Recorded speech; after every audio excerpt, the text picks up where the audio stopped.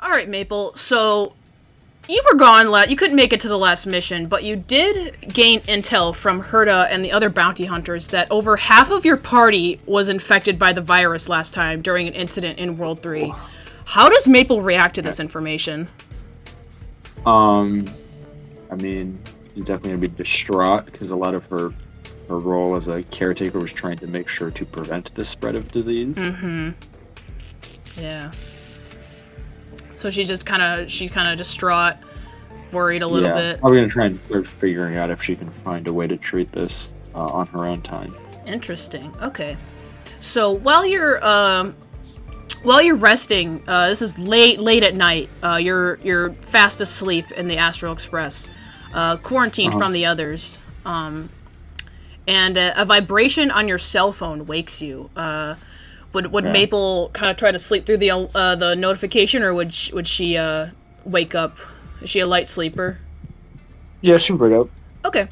So you groggily pick up your phone, you turn on the screen, and the bright screen almost blinds you a little bit for a second, but Ow. Yeah. Let me. Oh wait, I'm an elf, so I don't sleep. Well, who wouldn't like a little elf nap from time to time? So as you're meditating, I suppose, as an elf would, you're pulled out of your meditation, and you look at your phone screen, and the text on the screen reads, "This is Ruin May. Come to Herta's office as quickly and quietly as possible. Come alone, please. Do not tell anyone about this message." What's your reaction? Well, for one, I'm first gonna think about how this could be a little bit suspicious, but I'm gonna kind of brush it off and assume that they just, I was like, okay, maybe they just need to consult my intellect. You know what I'm saying? Mm-hmm. Interesting. Okay. So what does Maple do? Can I? Yeah. Yeah. What's up? Can I roll insight? Actually? Yeah, sure. You could roll your insight for the text message. Ooh, 23. Okay, interesting. So yeah, you're. Is there any reason for me to be like? Does it read as like unnatural to what Ron May would usually message? Well, you've never been texted from her before. You don't have her in your contacts, so it just comes up as like an unknown number. But from what you can read what you can kind of discern from the message, it doesn't seem like anything fishy is going on because, after you think about it a little bit, Ruin May is a part of this mission. She doesn't seem to have she hasn't expressed any intent to kind of, mess with the mission or anything. In fact, she's been more interested in it than anything. So as far as you could tell after reading the message, it does seem genuine. It's just a little strange that she messaged you at like 3 a.m. Yeah. Maybe she just has a bad sleep schedule, but yeah. Definitely. I'll just assume it's an emergency then that they need my intellect for. So I'm gonna roll out of bed, get ready, and head over. All right. Do you come alone? Yes, that's what they required. So. All right. So we'll move you in. So. You should see yourself at the bottom there of the screen. Yep. Yeah. Alright. Again.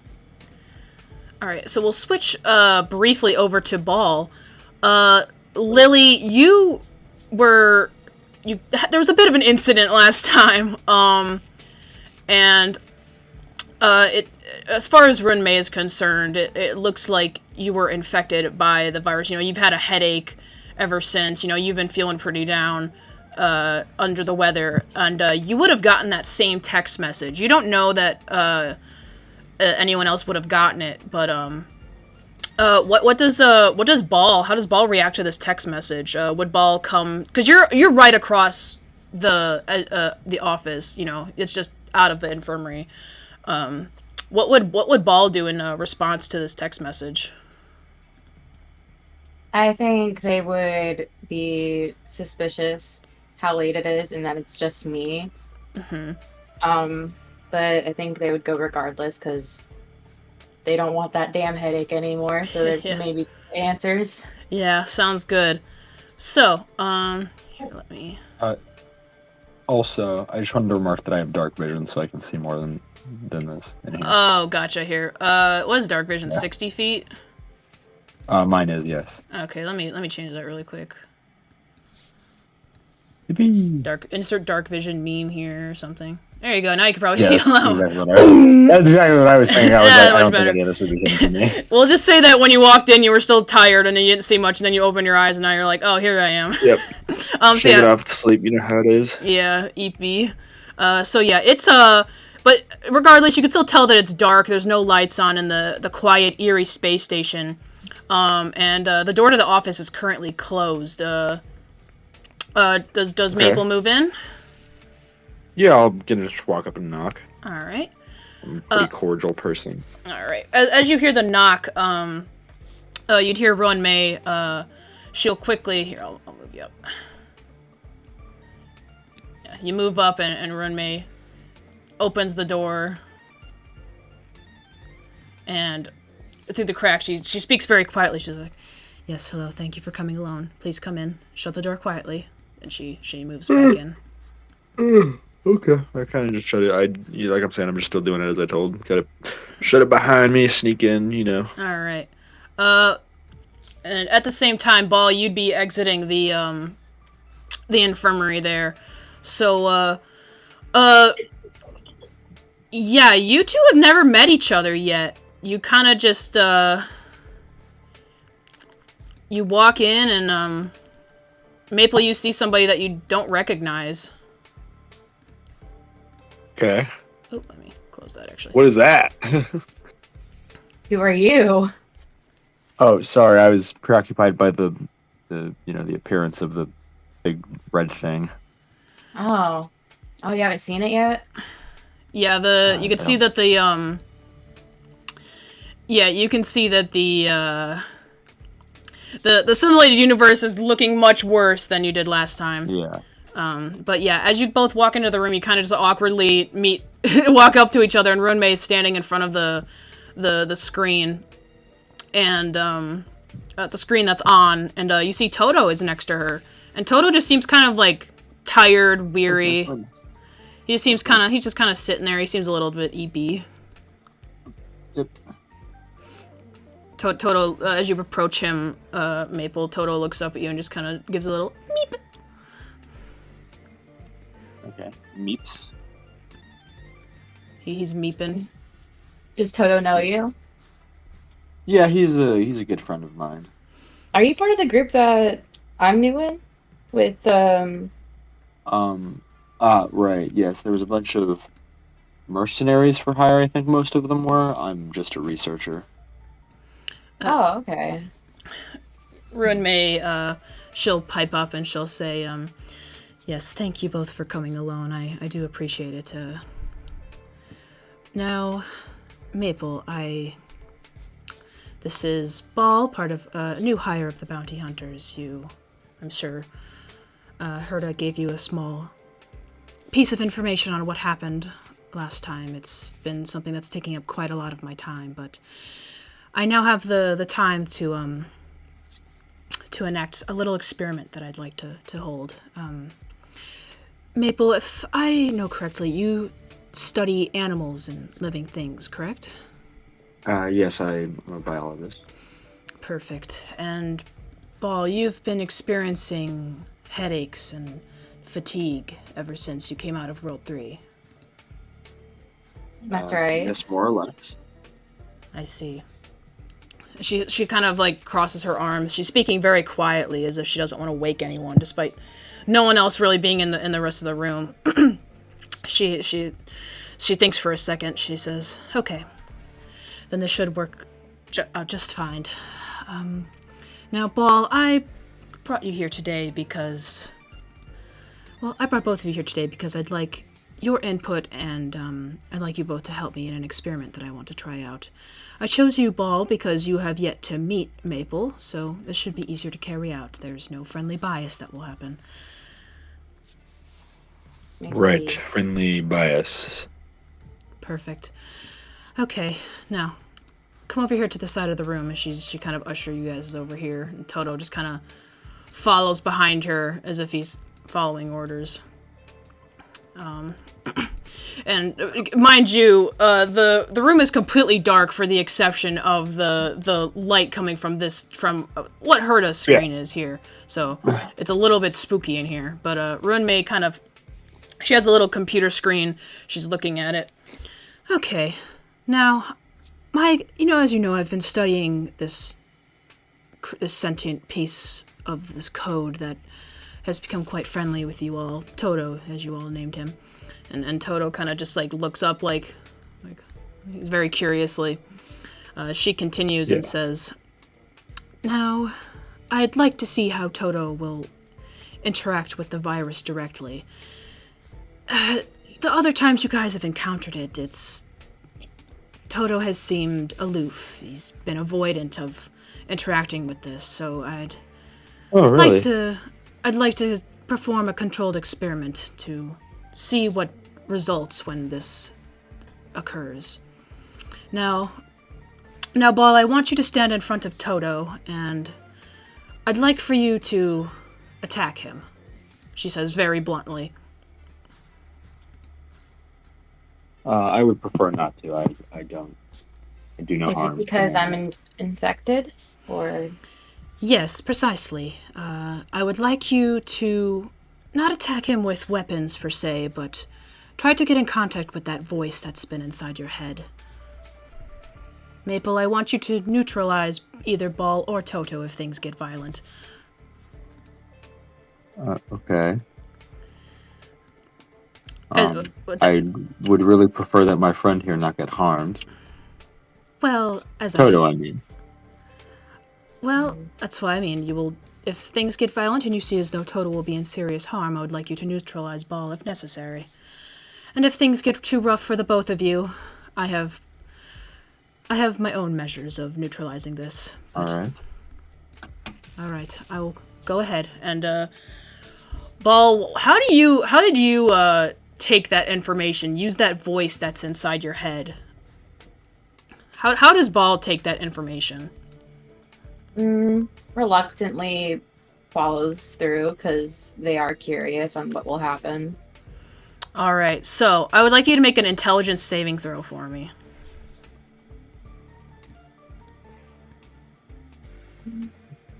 Me or just Ball? Just Ball, please.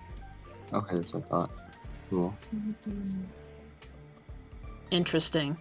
Okay. Ball, you're tired, you're exhausted, you've been feeling under the weather, and as Runmei kind of says that voice in your head, you kind of take a look at Toto and that headache starts to come back. Oh, it's starting to really throb. And you feel yourself, kind of like you feel really dizzy, as if you're about to pass out or something. And Maple, you would watch as Ball kind of grabs their head and my head, and they step back, and okay. And as they seem to be, you assume that they're just about to pass out or something, but all of a sudden, underneath their clothes, something starts to move and crawl at their back, something is underneath their shirt. And this is very painful for you, Ball. You feel as if something is something big is crawling on your back underneath your skin.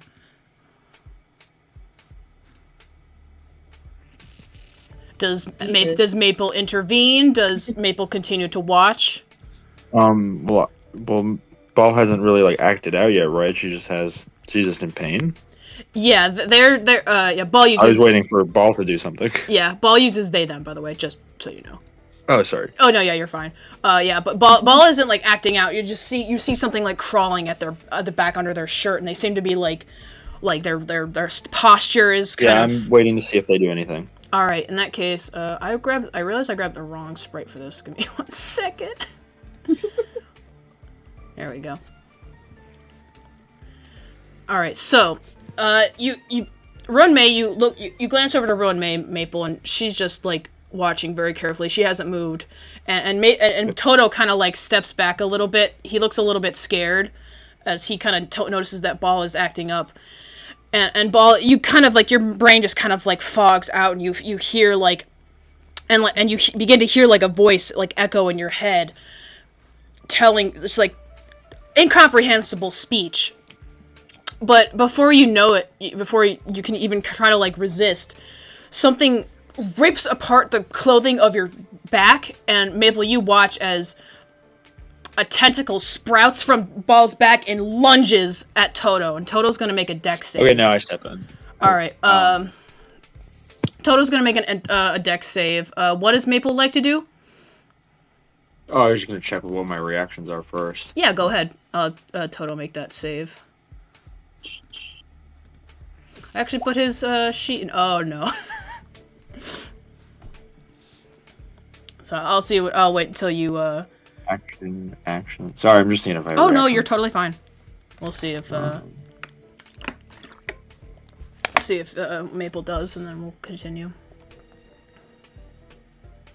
Cool. Shield is a reaction. I'm gonna guess this. Okay, can you put it into? There we go. That's cool. Okay, so you're putting the shield on yourself, and are you gonna like try to step in? Yeah. Okay, so yeah, as you here, I'll like move back. Toto lets out like a. Here, I'll move you, and then yeah.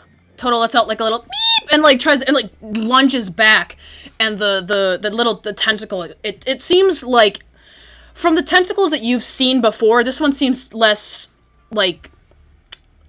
What's the word? Less sentient. It seems more so like it's moving on instinct rather than like being puppeteered by some kind of force. It just goes, and it just lunges out and just like kind of, you run in, you hold up your arm and you cast a shield and it just kind of whaps against your shield, and then now it's just like flailing in the air and trying to, it's just like whapping at this shield. And Ball, you don't really understand what's going on. Make another intelligence save for me to see if you can kind of reel yourself back in here. Ball does, right? Yeah. I mean, cool. Yeah. You felt something sprout from your back, but you feel so disoriented, and your head is pounding. Like, it feels like it's just like your entire head is just seething pain, and you're unable to kind of reel yourself back in. And Roan May is just watching. She doesn't move a muscle yet. But, Maple, what do you do now? As this tentacle is just like, it's kind of like a whip, like, just, and like, it's like screeching at you. I'm just gonna cast Sacred Flame. It's a cantrip of mine. Just kind of point my, prosthetic hand at it and just fire, basically. Okay, so my little laser. Alright, so the tentacle will make a dex save. Alright, I'll roll that. I'm gonna use purple dice. Alright, the tentacle gets a 3, so I assume it fails. It does. Alright, so you can roll that damage. Alright, perfect, yeah. Yeah, you kind of lower your shield, and you cast a little laser, and it does a... this thing is just whipping around. It's not really trying to move in any kind of coordinated motion, so it hits it right in the mouth, and it reels back, and you hear like a hiss.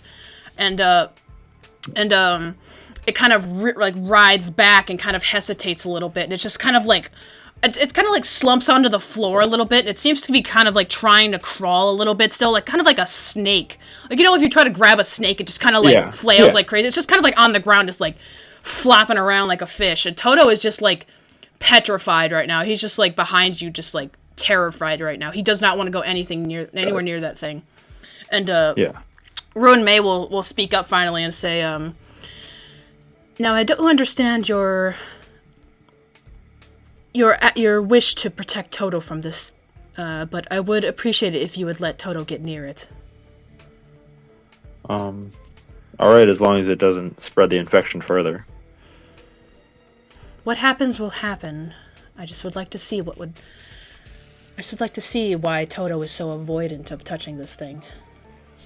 Alright, I guess this is your experiment, not mine. I just don't want to see my friends hurt more. I step away. Alright, and with that, Toto kind of gives a glance to you as if, like, he doesn't know what to do. Like, he's just kind of, like, as this thing is still just kind of, like, flailing around on the ground. It's not really enough to reach Toto yet, but Toto doesn't really understand what to do. He's asking for a command from you, Maple. From me? Yes.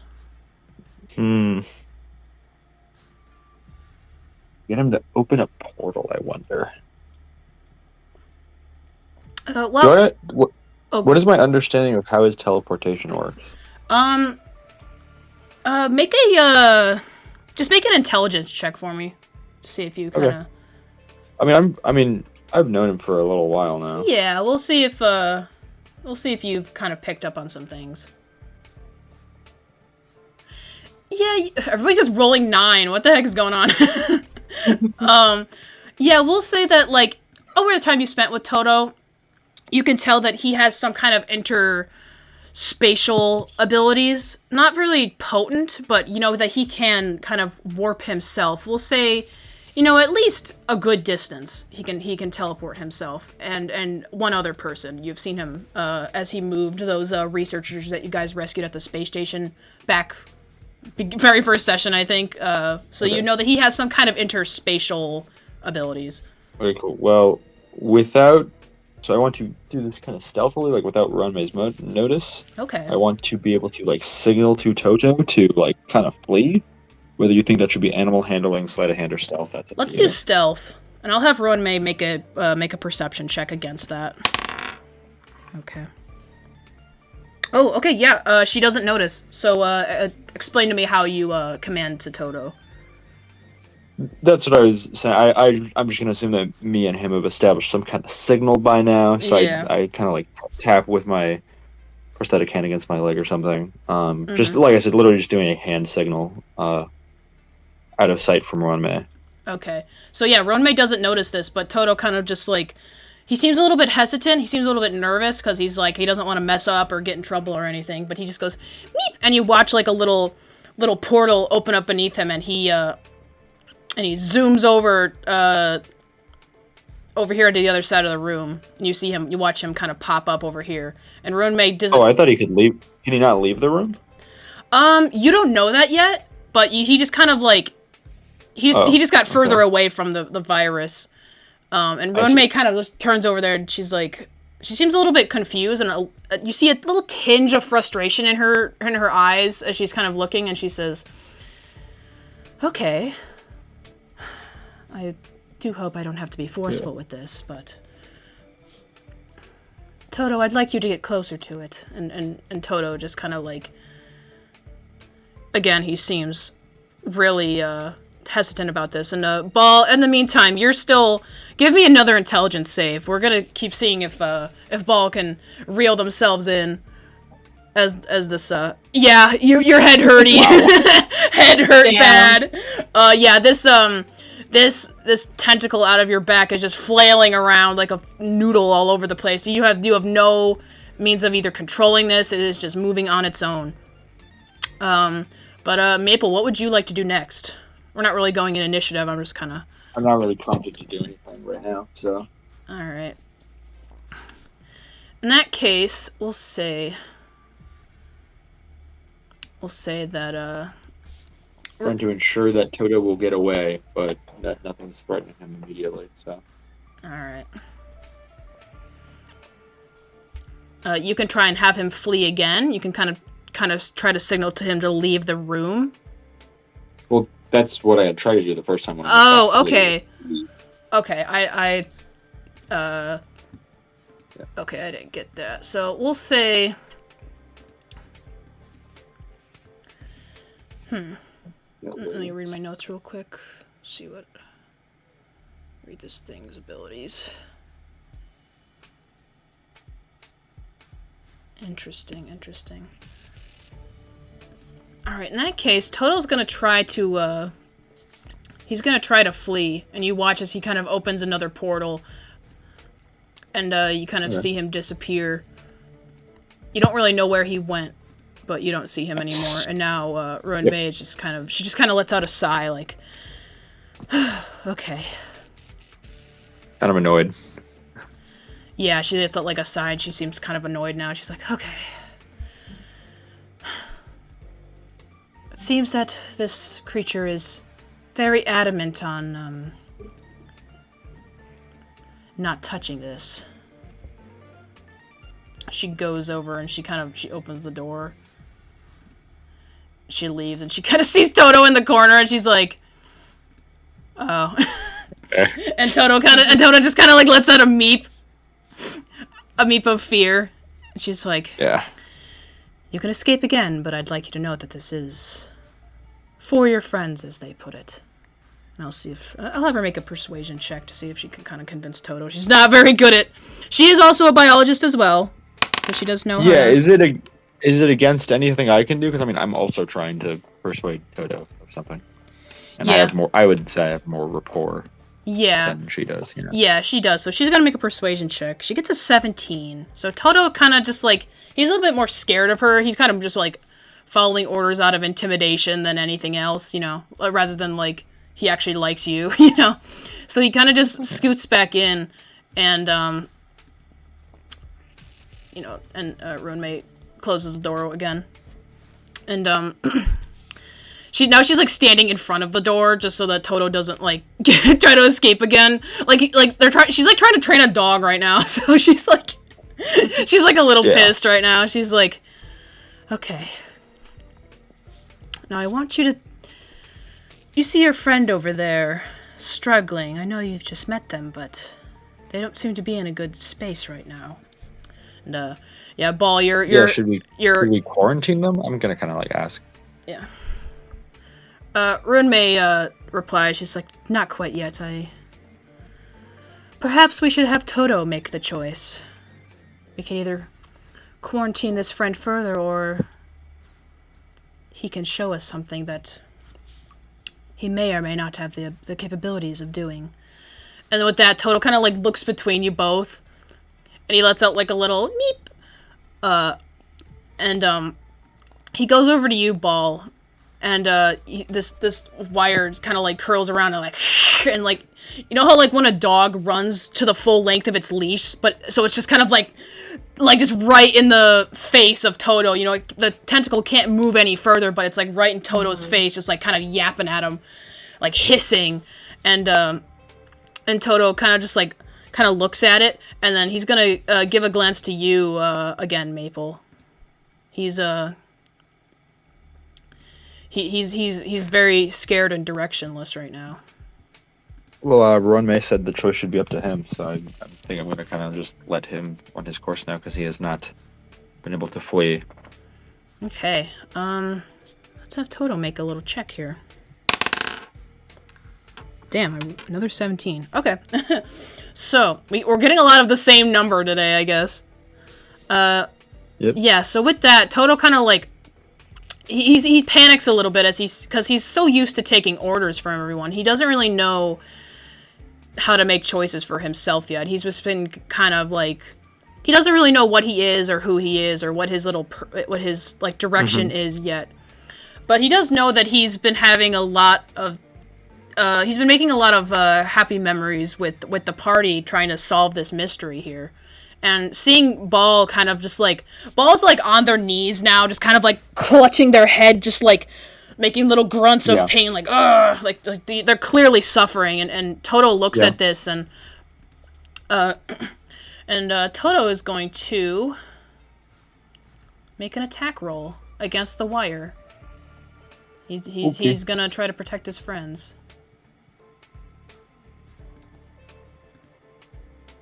What does he get? Gets a 24. Yeah. So Runmei and Maple kind of watch as Toto kind of like reels back as if he's going to escape again. But then he kind of like hypes himself up. He like stomps on the ground and you watch his little legs run. And as he just kind of like bonks headfirst into this wire. And as soon as Toto makes contact with this wire, it like basically begins to glow and it just kind of like implodes from the inside. You just watch it go like splat.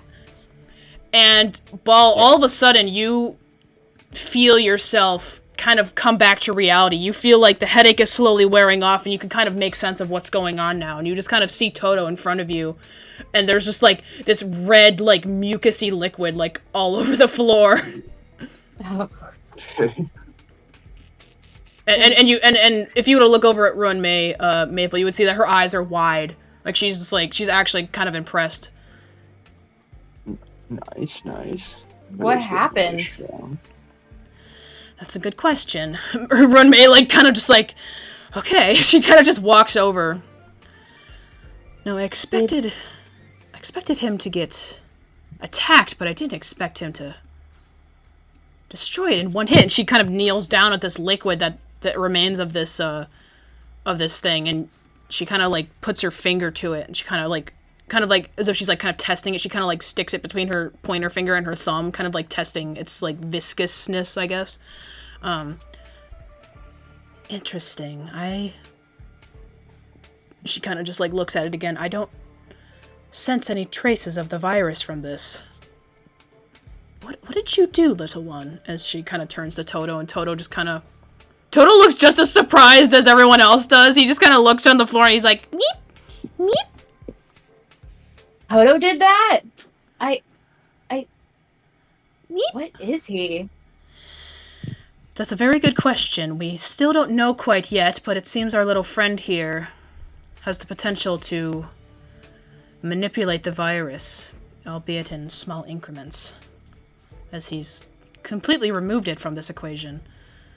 Never seen this happen. Am I still infected? That I don't know quite yet, but for safety's sake, I would say stay in the infirmary overnight. I'll keep running tests, but we'll say this experiment has been a success. What are your opinions? She says as she turns to you, Maple.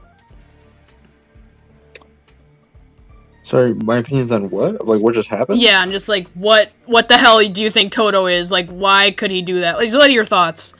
She's asking for your opinion. I don't know. I think we would have to study him more. He's clearly more powerful than just a little trotter that I thought he was. Yes, definitely. I'll have Toto stay with me tonight, and I'll keep watch over the infirmary. If you find any information, Miss Maple, I'd like you to contact me privately. And for the sake of this experiment, don't tell any of your colleagues about what just transpired tonight. Okay. I don't think they'd be happy to know that we tried attacking him. Or I did. Alright. And with that, does anybody else want to do anything before Runmei dismisses you guys back?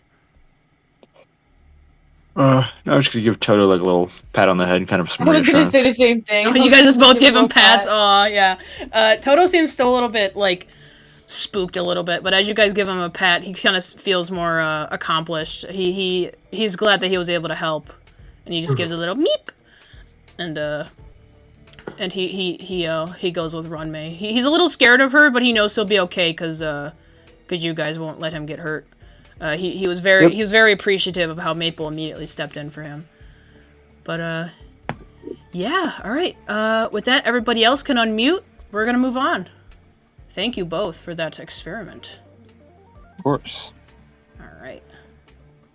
I don't have a map for this next part. We're just gonna go back to Runmei being cunty, I guess. Real.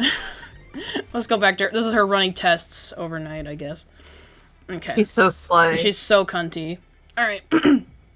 Let me change the music here. Alright, so this is for the infected gang, including Ball. So, which is, I believe, Malheur, should be Durand, Al, Farthe. I think that's it.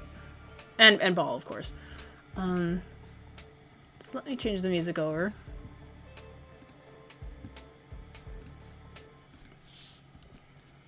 And, alright, so, you guys, this is happening a little bit before the experiment went on, but you all fall into a deep slumber shortly after Runmei runs some tests on you. And shortly after, you feel a sensation that's quite familiar, actually, to Farthe and Malheur, as, at this point, it begins to loom over you like storm clouds across the sky. You feel your body enter this floaty, weightless state, and your eyes instinctively open. Instead of the ceiling of the space station, you see a bright, cloudy sky. Blades of soft grass tickle your bare skin as you all lay on your back. There's little bumblebees that are buzzing around you, paying no mind and just simply pollinating the beautiful flowers that surround this field. There's a light breeze that touches you, which kind of grounds you in this reality, and you're all together in this shared dream. What do you guys do as you wake up? Oh, my So, head. just to confirm real fast, everything under here, character sheets can be reset as though we long rested by now, right? Yes, this would be a long rest. Yep. Cool. Yep. Just making sure. I must have died. Good morning, rise and grind. Let's get that bread today. Why the fuck am I here? I can see God. Are we dead? My God. Holy shit. Jared's gonna laugh, but it's also like not laughing. 1 second. There's only one way to know if we're dead. I'm gonna pull out my phone real quick and check my debt. Either death carries into the Al is there, afterlife. yes. Or we're still alive. And you guys would see, as you guys are all kind of waking up, you're all just kind of confused. You would see a little bit further away. You would see a familiar figure. You see Nomi. She's in the middle of this field, and Kura, grandma, she's laying in Nomi's lap, and Nomi is wrapping her arm with bandages. And she notices you guys, and she perks up, and she says, "Oh, you're all awake! Yay! I was hoping you guys would have time to play together." I'm sprinting. You guys, I gotta rescue my inheritance. Did the screen change yet, or are we still looking at Ron? You're still looking at Ron May. I don't have a map for this section, sorry. Okay, no, that's fine. Yeah. Emio is still asleep. He's not infected. He's fine. Oh yeah, he's also a robot. I don't know if he can sleep. Oh, he's chilling. Down. Yeah, he's chilling. Nibelung and Emio weren't infected, so they wouldn't be in this dream right now. I am sprinting full force. All right, so Malheur sprints over to Nomi. What do the others do? Durand's gonna kind of jog up behind, but he's not gonna rush in quite as fast as Malheur does, just because he doesn't know what to expect, but he does not like this girl. Okay. I just walk over. Don't worry, she just likes playing games and threatening us. It's okay. What does Farthe do? Farthe walks behind him and kind of hopes that there's an afterlife casino he can hit up. True. Don't worry, Farthe. I've been told there's legends of one. I'll make sure we find one. Oh, that'd be awesome. I hope there's cigarettes. Can I speak to Nomi? Yeah, of course. What do you say to her? Hey, bestie, buddy, old pal. You remember me? It's Malheur. We met in my dreams before. Is this another one? Yeah. I know all of you. Malheur, Farthe, Ball, Durand, and even Al over there. And she does a cute little wave. Yeah, I'm so glad you guys could all join me. And I'm just helping out Kura here. She really had it rough, huh? Well, yeah, things have been happening a lot lately. Crazy things. You wouldn't believe it, but I think this whole thing is a little infected with a virus, eh? Virus? Anyhow. Oh, yeah, the computer, it just has a cold or something. I think that's how it works. I hope you guys haven't been getting hurt. Oh, us? No. You're fine, right, Durand? Durand's fine. I mean, I think we're alive. I mean, if I'm alive, then I think you guys are. Isn't that right? Oh, thank goodness. You're alive. That's great to hear. Listen, Nomi, do you have any memories you'd like to share? I mean, she kind of looks down, and Kura's just that gif of that monkey that's dead. That monkey that's asleep. Hold on, I'm gonna send it in the chat. Oh, did you see what I put in chat as well? Wait. Yeah, Kura looks like this in Nomi's lap. I love that picture. You look lonely. Wow, I love monkey. Yeah, monkey. Nomi kind of looks down at Kura's beautiful sleeping face, and then looks back up as she's still kind of wrapping a bandage around her injured arm. I don't know. I just feel this. I just feel this really heavy feeling in my chest when I think about you guys. It's oh, I get that exact same feeling as well. I feel heavy when I think of the weight of my debt. So I think I know how you feel. But listen, I I swear I've seen like images of you. Were you a researcher ever? You ever you look like you like science. You pull those chemistry beakers out, you mix some chemicals. You seem like one of those kind of gals. I don't know. I don't really know who I am or what I am. Well, your name's Nomi. You know that, right? I think so. Well, there you go. Some people don't even know their names, buddy. Yeah, I don't really know what I am or who I am, but you guys are my friends, right? Oh, absolutely. I know your name, you know my name, and what else is there to friendship besides that? But listen, Nomi, you know what else friendship's all about? Durand, back me up here. Friendship is about personal space sometimes, you know? Yes. A lot of personal Watch space. this. Durand, I'm going to approach you, and you're going to back up. I'm like going this. to back up. Yes. See? And Durand backs up. And I do not take that personally. I am more than comfortable with that. I am okay with that. I am also Mostly. okay with that. No, we just kind of like tilts her head at you guys, just like, you guys are so funny. Face palm. I think it's working. Listen, Nomi, this has been great, but maybe we could chat some more outside of the dreamscape. Maybe we could wake up and talk in person again. Hold on, because like Durand's giving Malheur like big eyeballs, kind of like hey, remember that he doesn't say this. It's what he's conveying mentally. But he's like, hey, remember kind of how, like, the last time we met her outside of the dream world, she was this giant, fucked up, ugly red thing? And he's kind of giving big eyes. Malheur's like, gonna lean over to Durand and go, Durand, it's okay. Everyone has low points. What matters is that we keep moving forward and we find an alternative solution. And that's all Nomi needs. We just need to work this out.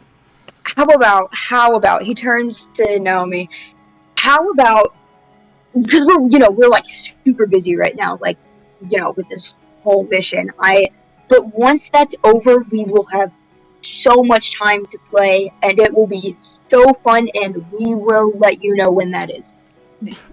Nomi's eyes light up, and she gets a big smile, and she's like, you guys really promised that? You'd all be there for me? Well, yeah, I mean, just once all of this is handled.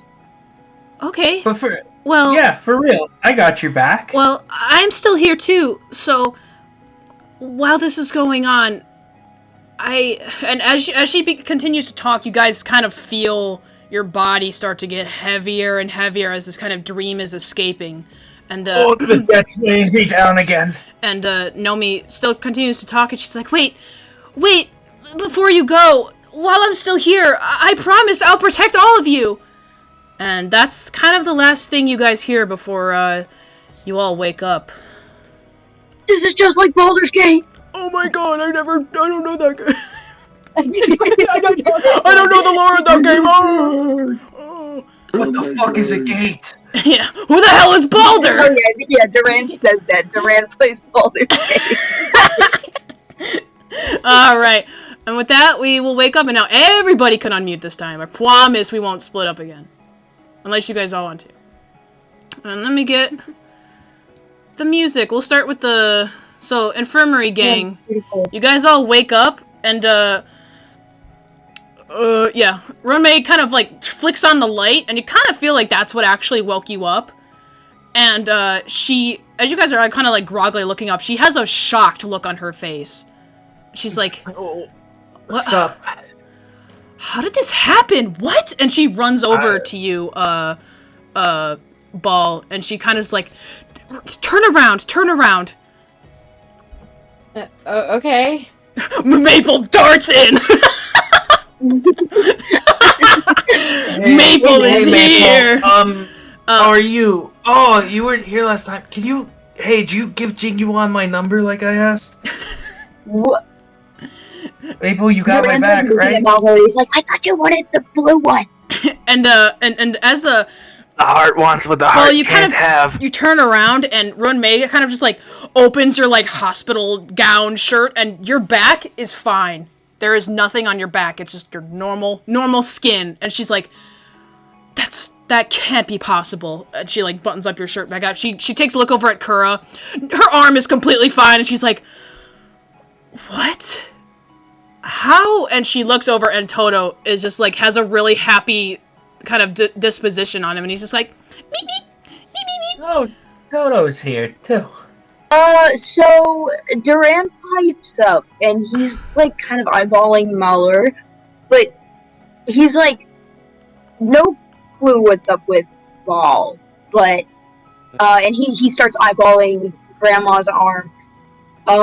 Grandma's still asleep, but her arm is normal looking. Right. He's eyeballing Malheur again. He's like, I guess Naomi meant what she said about I told you, Durand. It's all about taking someone from their lowest and building them back up. What did I say? We are rescuing Nomi. So new mission. Hold on. May kind of like speaks up. She's like fucking like she's like going insane right now. She's like, what? Oh, May, just so you know, you don't have to check my back out. It's totally fine. It's totally fine. How did this? Did you? And she turns over to Toto, and Toto goes like, meep meep meep meep meep meep. And then Renmei, she kind of, as you like kind of ran into the room, Maple, Renmei just kind of gives you a glance. She doesn't say anything, but she just kind of looks at you like, oh god. Yeah. Also, when Malheur asked me, I said yes, I did. I did give Jingyuan thanks. The number. Hey, thanks. I'll slide you some credits when I have some again. You're not gonna pay me? Well, I.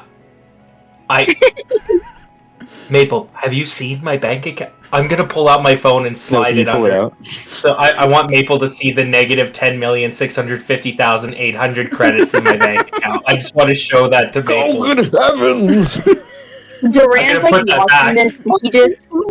Durand just like sighs and he flips Maple like 5 gold. Oh yeah, I forgot. He's like, I got you. Grandpa, you're in this room too. Hold on, let me move you over. Grandpa, you're in the room. Oh yeah, Grandpa. Everybody else would notice this. That scar that ran up your throat and like your neck. That's not there anymore. Shout out to Nomi. Damn, it really was a Christmas miracle in it. Yeah, Emio, you're just like moving in. Why is everyone clapping? There's still a person in there. Okay, well. I think it's time to double down, guys. What the hell? So, as you, Renmei kind of just speaks up, like, okay, well, I don't sense any traces of the virus on you all, but there is a chance that you might still be infected, so do be careful and rest if you need to, but Herta was asking for you all. That's originally why I came here, but Herta was asking for you all to come to the office, so... She already ready to send us back out again? Yes, things have taken a strange turn.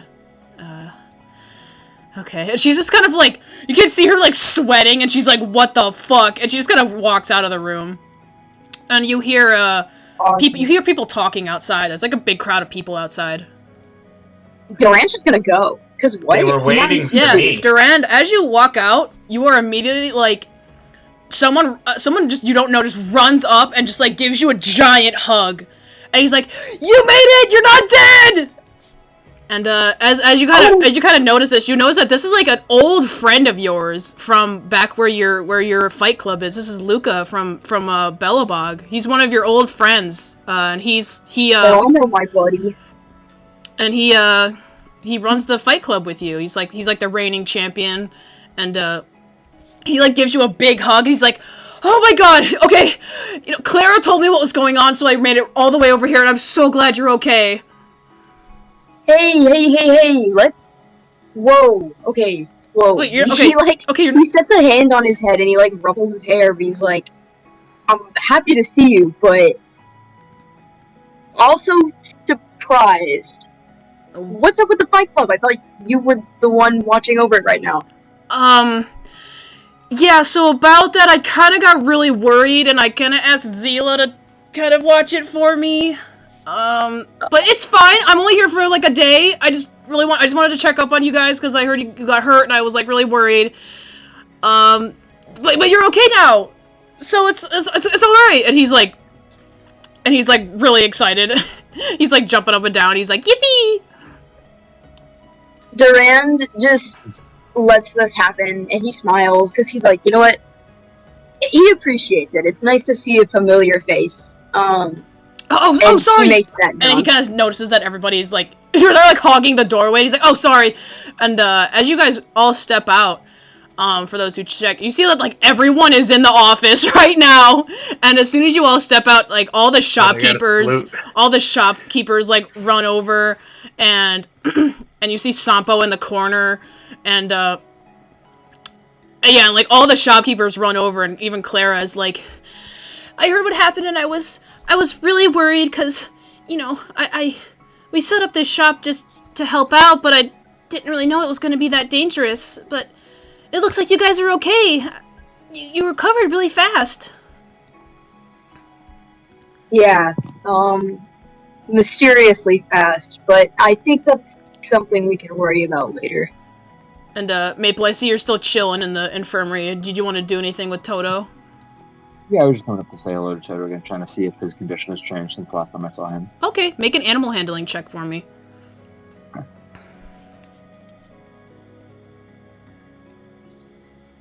Oh. Lamau. Oh. Yeah, you... Damn. As far as you can tell, he looks normal. He looks like... You're just kind of happy to see him. You're like, yay! Toto! Awesome. And you hear a bunch of people talking outside, and Toto is like, curiously, he walks out the door. Yep. Okay. Farthe, are you still chilling in the room? Yeah, I'm just listening to everything that's happening. Farthe is just more concerned about how he thought he was dead, and then woke up the next day, and he's kind of sad about it. Do you know that one video where it's like the guy plays trumpets and he put the flashlight on the guy and he's like, welcome my son, welcome to heaven. It's like he thought he died. I just think of that video. He's sad about it. Oh my god. Grandpa, no. Oh my god. Okay. Well, yeah, as you guys all kind of move in. I'm saluting my boss.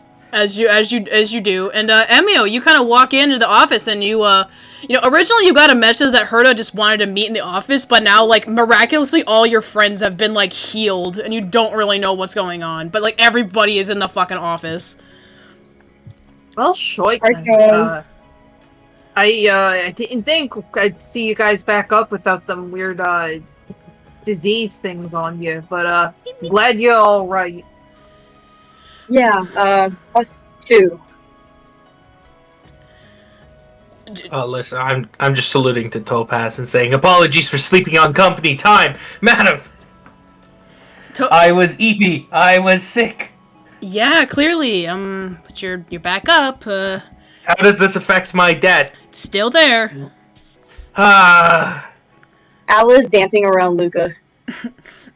While Al is like dancing, you guys see Yanxing. He walks up to you, Durand, and Al, and he's kind of like, yeah. So I know I said that I hated that bird, but when I heard that he got infected and sick and stuff, I was kind of worried because when animals die, it's not really that fun. But if you're okay, then that's kind of cool. I'm glad you're okay. I brought this for you, and you see like he has like a little like bag of like bug feed, like little bugs to feed Al. Whoa. And he's like, here you go. I got this for you. Sorry about. I just add like 10 more centipedes to my inventory. Yeah, we'll say 10. We'll say 10. True. And Yanxing will just say, sorry for yelling at you or calling you bad names and stuff. Glad you're okay. Al squawks, but does not peck him this time. Oh, thank God. Okay. He seems happy. Yay. And Durand, from across the room, you kind of see Sampo, and he just kind of like, he's like his back is against the wall, and he just kind of gives you a thumbs up and like a wink. Yeah! What's that? Durand offers the same thing back. What's that? And Ew, don't make it sound like that. Ew. Oh yeah, Nibel, what are you doing in the hallway? But bear is coming. No, yeah, Kurlakum has just been following them around. The bear's here. Peter, the bear is here. Yeah. Nebel does not know what the disease is. She does not even going to pretend to cares know what what the it- disease is. Oh, She's of keeping course. her distance. She's got her vaccines. All right, she's all Exactly. fine. She's staying in the fucking hallway. All right, Emio, dude's insane. Guy's crazy. Nebel's hanging back with the bear, baby. The bear. Yeah. Yeah, is there anybody wanted to do before Herta inevitably calls for everybody to fucking pile out of her office because she's so... I'm gonna salute Topaz as I back up as casually as possible. Here we go! And I Farthe back into picks the his wall. Can I back into the wall but pretend like I wasn't aware there was a wall there, like I intended on going further back? And I perform that? Dude. Just seeing Ball and Malheur approaching Blade in the corner. I side-eye you. Oh my gosh. Yeah, Blade is like, Kurlakum has just been following Nebel. yay! Oh, wait, I didn't know you. What? No, when did you get here? Crazy coincidence. Say, before you walk away, old Rudy, like, how have you been? I'm here because Silverwolf wants me to Can be. Farthe pick his nose? Yes, Farthe can pick his nose. Very, very much. Same as me, Blade. how the gray-haired people in our life keep us locked down, am I right? We're kind of like one and the same. He doesn't say anything. That's cool. Hey, I forgot I didn't fully salute the boss. So, great catching up with you. I gotta salute Topaz again. Fantastic. Putting on the second pair of sunglasses again. Awesome. Did anybody else want to talk with anybody before Herta's patience runs out? Because she's like trying to work on shit and everybody's in her office. I guess I'll just like, I was gonna head out anyway, but like I give like Blade like a glance, like a hey, I guess. I don't know. Blade glances back at you and he just kind of like nods his head as if to just say hi back. He's not very much for conversation. No, Durand shifts over here, but that's kind of it. Alright. He kind of just nods his head. He didn't actually say anything. Just Oh yet. wait, I He's still way need to more whisper to Durand. Nibel, wrong way! I Nibel! numbered that friend of yours. You should pass my number to him. That'd be great. You're a whore! It's in my name. It's literally in my name. What does it justify it? They're like just- loudly whispering across the Yeah, room. I want to like text Durand on my phone. I just need a win, please. Crying face emoji. Gambling gif. Crying face emoji. Excuse me. A very tall man is I salute. behind you, Malheur. General Jing Yuan. Yes, hello. There's no need for a salute. Trust me. I just... Is this... Salutes are for subordinates, not friends. My apologies. Yes, are you... Is this yours? And he kind of, like, looks at, like, a napkin that Maple wrote on that just says Malheur, and it's spelled wrong, and it has, like, a Oh my phone number God. on it. Well, how'd that end? What? No. How'd that end? I take the napkin and I look away and go, this is nothing. I'm going to eat the napkin while he's not looking. Okay, make a con save. Durand is just watching you with like the most horrified face. Yummy napkin, you feel very sick. Oh, I look back and go, oh, sorry. I'm not feeling so well. I think maybe, all Did that you stuff just eat that that? happened. Are you okay? You What? just got ink No. poisoning. No, I'm that fine. shit was I'm gonna nice. put on a third pair of sunglasses. I see. Where did my napkin with fentanyl It's just go? a little bright here. Your napkins Farthe are is missing fine. a napkin. Farthe, stop counting your napkins. You lost nothing. Good day, sir. Anyhow, Jiguan, I just remembered I didn't finish saluting my boss, and I turn around and salute to Topaz again. Very well then. Well, like her hunched over. Just an inquiry of mine. Sorry to bother you. Yanxing and I will be heading back to the shop now. Topaz, tell me, do I look good? She's not even looking at you. She's like, "Yep."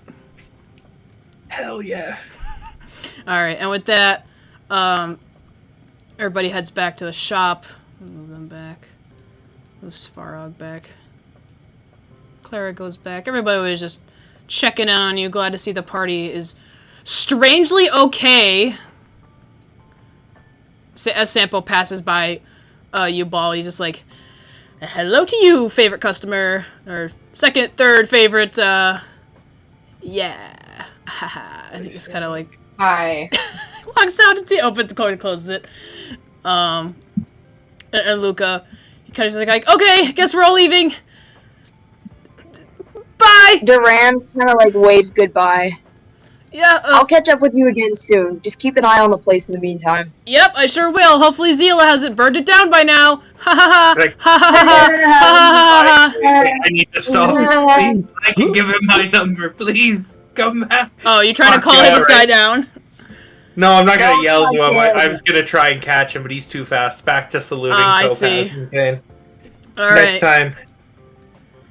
And after everybody kind of leaves, Herta's just like, Oh my god! Finally. Okay, I called everyone into my office, but I didn't mean quite literally everyone. Alright, well, everybody pile in. We have a meeting to discuss. and the gang moves in. Does anybody else want to do anything else? Last call. No. Okay. I move in. You're moving. Where is Nibel gone? Is Nibel found a different universe at this point? Evil's out the airlock. Ah. Unfortunate. Very unfortunate. Oh, they found their way back in. Okay. Sounds good. Alright, with that, let me just look at my notes real quick. Alright. Alright, Herta kind of spins around on her chair and she's like, Alright, welcome in.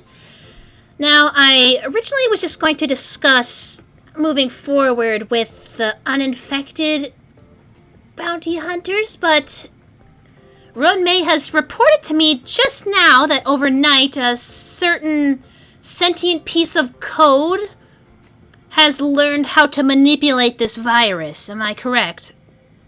And she looks over to Toto and he looks very proud of himself. He goes, "Beep, beep, beep, beep, beep, beep, beep."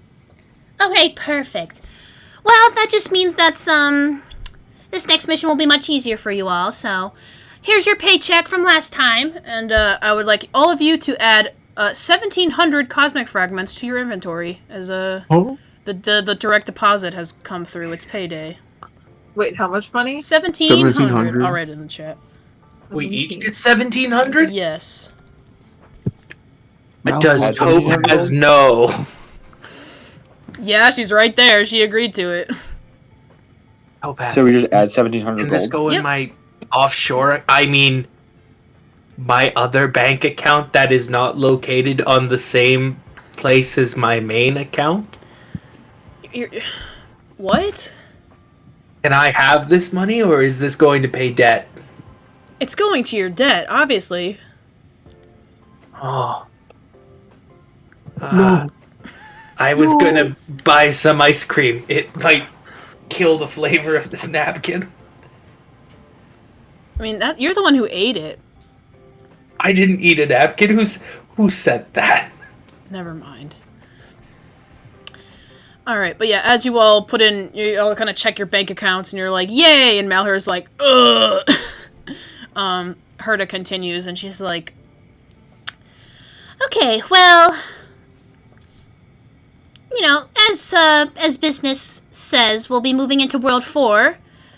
We have the Stellaron Hunters, Silverwolf, and Blade, who will be accompanying you. We've discussed a little bit and have made a temporary truce, as for now, it seems, after that incident, what happened. And Silverwolf is in one of the chairs. She just kind of took a seat, I guess, and she's just kind of leans over. She kind of like leans over and she's like, "Hey, everybody. Yeah, Blade and I are going to be coming with you. whether you like it or not. We just want to catch up to Kafka, that's all. She's still there. We haven't heard from her yet, and, it's a little bit concerning, so... if we just go our separate ways, that's fine. I don't really care if we come with you or not. We just want to find Kafka and then leave. Really, I'm kind of disinterested in this now. It's not really as fun as I would hoped. And Blade is... What are you doing over there? And he just kind of, looks up and just shrugs. Whatever, okay. Yeah, so I'll be coming with you. And Herta continues and says, yes, I do entrust that Silverwolf here her knowledge of the code should keep you all safe from any interference from the virus. But, communication is becoming more difficult as the further you go in, but I should be able to have a line with you all, hopefully. But if not, just use Silverwolf. And anybody have any questions? Wonderful, okay. Oh, sorry, was too busy saluting. You really think we're just fine to go back in? Well, obviously, that's what you signed up for. I'm excited. I have a new conviction. I have a second purpose now. And that is? I'm going to rescue Nomi. I'm going to bring her out. Don't you worry, Herta. I'm going to fix this. I mean... It's no longer just about my debt. I mean, Nomi's status is still a mystery, technically, but I don't know if she's beyond help at this point. From what Silverwolf told me, she's not in the best state. Listen, I feel like she came to me in my dream to heal me. She even put Durand in my dream. It was crazy. It was a dream, Durand. So Durand, you wouldn't know about this. You had another dream. Yeah, it was me, and they were patching up the, Grandma's arm, and Durand was sitting there. Oh, it was great. It was a great dream. Durand, you should have been there. I see. I don't know if I would hype it up that much, but we did learn some information, so...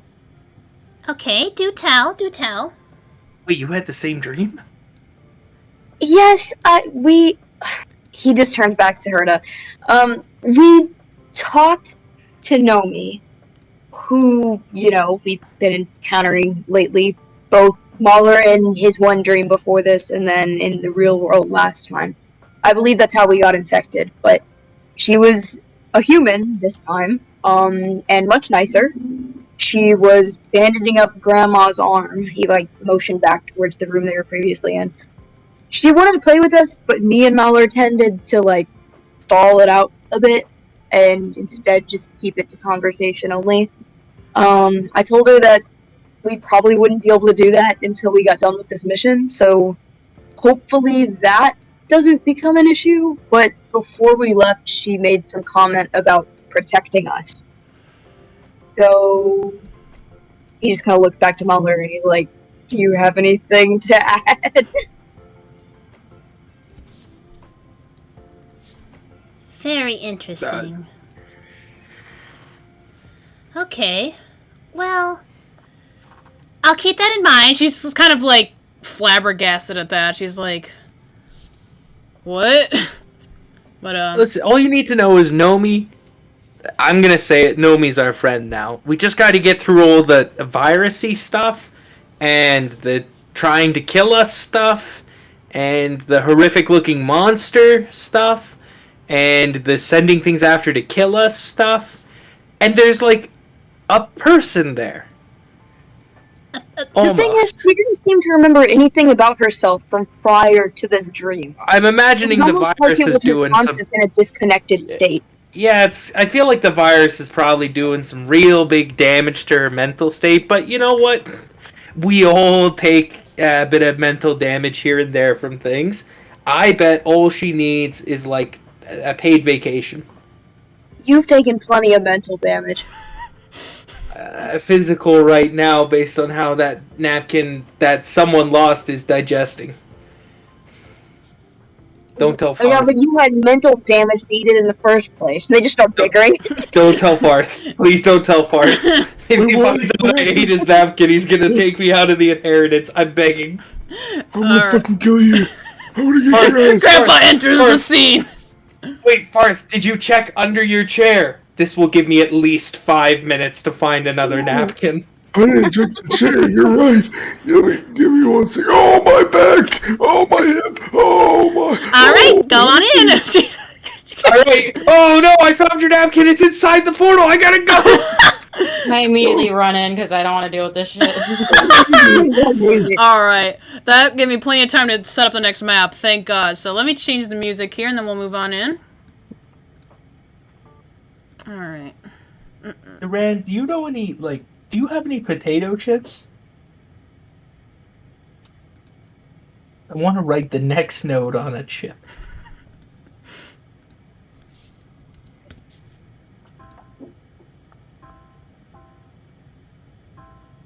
Ignore the scary music. I promise it's okay. We'll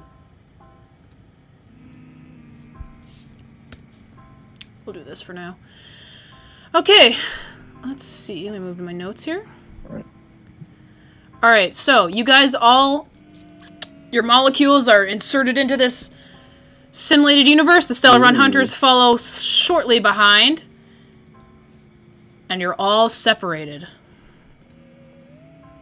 We're going to take initiative so that we can move more efficiently here. So let me pull up the... No! That is nuts. Alright, go ahead and roll initiative for me. Oh, Thank God I'm ahead of Grandpa.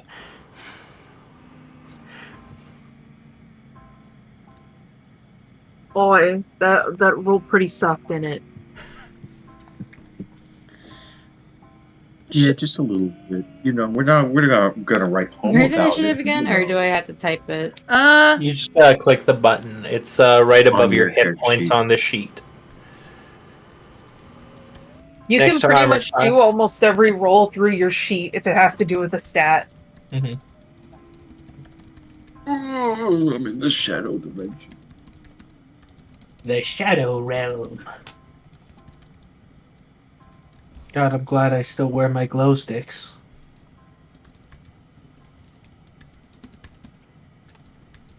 Alright, let me just... Alright, let me put you all in order. Okay. Alright, since Dribble's leaving early, we'll take out Maple. We'll just say Maple stayed behind to help research with Moore and May, because Dribble's going to leave early. So we'll pretend...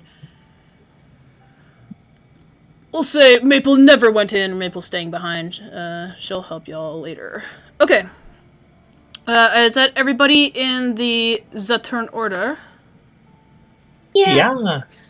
Yippee! Oh, I'm supposed to sound like that. What the fuck? What the fuck? Okay. Malheur's trying to change more, be more appealing. Alrighty. Oh, I see light. Okay. So, Farthe, you, Farthe's after me. I think you have to double hit the sorting button. Oh, I see. Okay, there we go. My bad. Alright. Malheur, you are in the cave. What you can kind of discern is that you're in some kind of cave system, and you can't really make out much, but you can see the exit to your probably behind you, and then there's this light. You see a light coming from some kind of exit, but you don't know where any of your other friends are. Guys, I'm gonna shout out. Can anyone hear me? We'll say, Durand, make a perception check for me. Whoa. One. I think you're the only one closest. Alright, yeah, you should be able to hear. You hear from a little further away, you hear Malheur yell out, what does Malheur yell out? Guys, I'm starting to freak out a little bit here. Hey, stay calm. I hear you. I don't know where anyone else is. The soothing voice of someone who could kick my ass. I'm coming in your direction.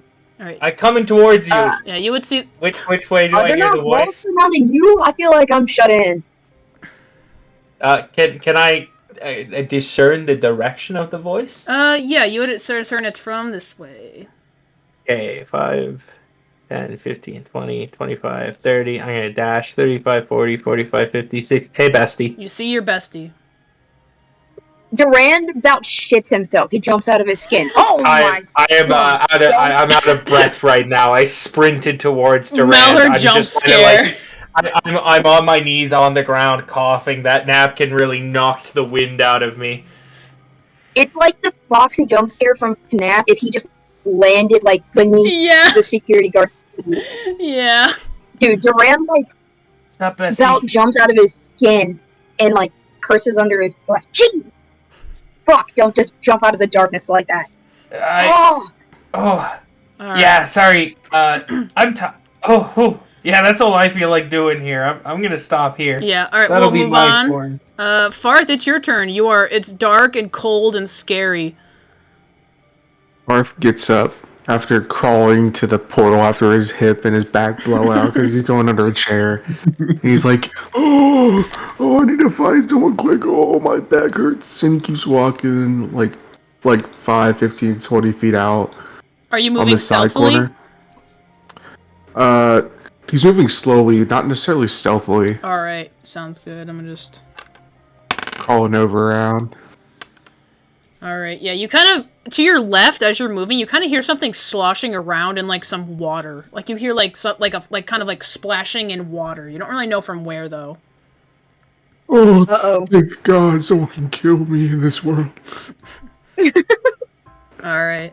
I said about that. Okay. Durand, your turn. You're chilling with Malheur, and I will say, just because this map... It was like a bitch to fit this in here. There's still a continuing pathway behind you here. Like, this moves to somewhere else. Behind you. Wait. Like, you're not against a wall right now. It's a path that continues forward. It didn't fit in the fucking map. It was a bitch to, like, align this thing, so I just was like, fuck it. So, if you want to move in that... You are fine. Yeah, so if you want to ever move in that direction, just tell me and I'll, like, move you over to where it leads. Is it, like, this direction that the path is in, or? Like, down left. Like, if you were to move in this direction, you would come out somewhere else. You don't know where, though. But it's definitely, like, a pathway. Got it. I'm gonna go ahead and do that, then. I was gonna move forward, but no. I'm gonna move this way. Okay, I'm not going too far. I'm trying to... I don't know where Al is, right? Yeah, you don't know where Al is right now. Where he might be. Yeah, as you move... I'm just gonna move that far. Yeah, as you move there, Emio, you fall in, you hear, like, footsteps, but we'll get back to you. Oh, damn. And, it's now Al's turn. Al is going to squawk and wonder what the fuck Silverwolf is doing here. Okay, so I guess I'm with you, Birdie. Just stay close, I guess. All right, whatever. Let's go try and find Blade, okay? Okay. I said don't move. He just kind of like... Don't move. Okay. He's like dancing in place. Do you know any tricks? Stay. I think. Stay. Whatever. All right. Nibel. You are on a rock formation. You are now. You are inside the water. Go ahead and give me. Are you going to be moving stealthily, to wherever you're going? Nibel is not going to be moving stealthily. Nibel is surrounded by water. Nibel hates water. All right, make a. Nibel is like a rat. She cannot swim. She will drown. I will say it's like ankle deep water. Well, not like more like waist deep actually. It's like waist deep water. Where are you moving? Clearly, Godzilla is in that water. We're just gonna go hard right and hope for the best, or hard left. All right. Actually, because it's a little barrier. Yeah. You come across Ball. And Ball, you're next. So yeah, Ball, you see Nibel just like walking out of the water. You see like sloshing as Nibel just fucking walks up. Nice night. How's it going? Nibel's like all soaking wet and shit.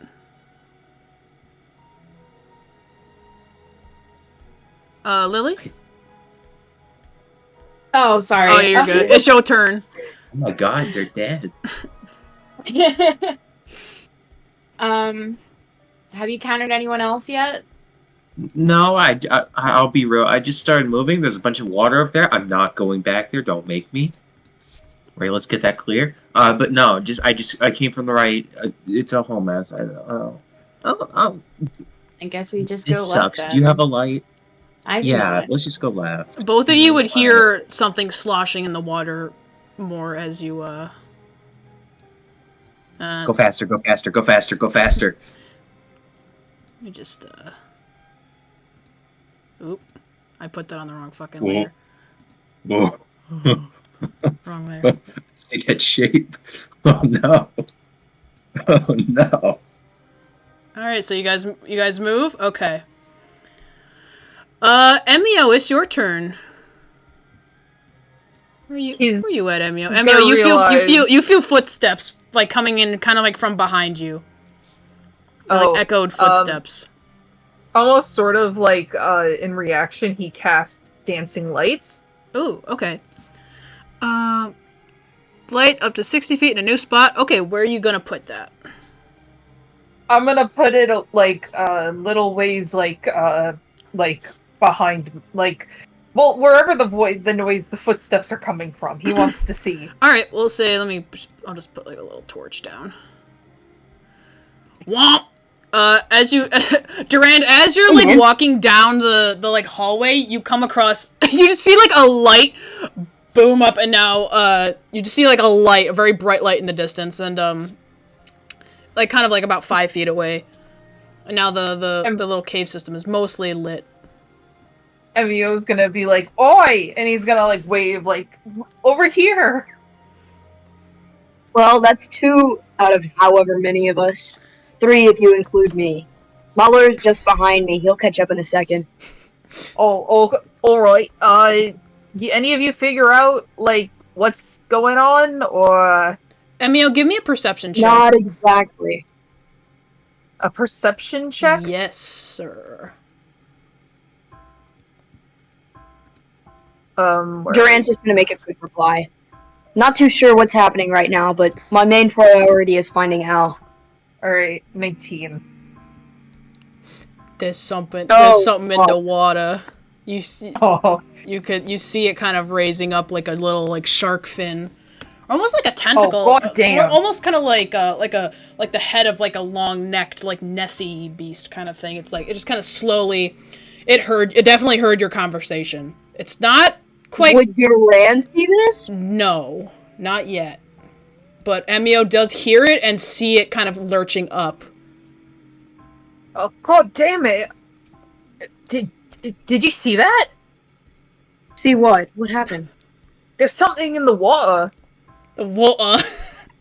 There's something in the water. It's red and it looks slimy. He's gonna like stuff him real fast. Quiet. Just step over here as quietly as you can. We could try and backtrack down this tunnel, right? Right. Malheur is skilled.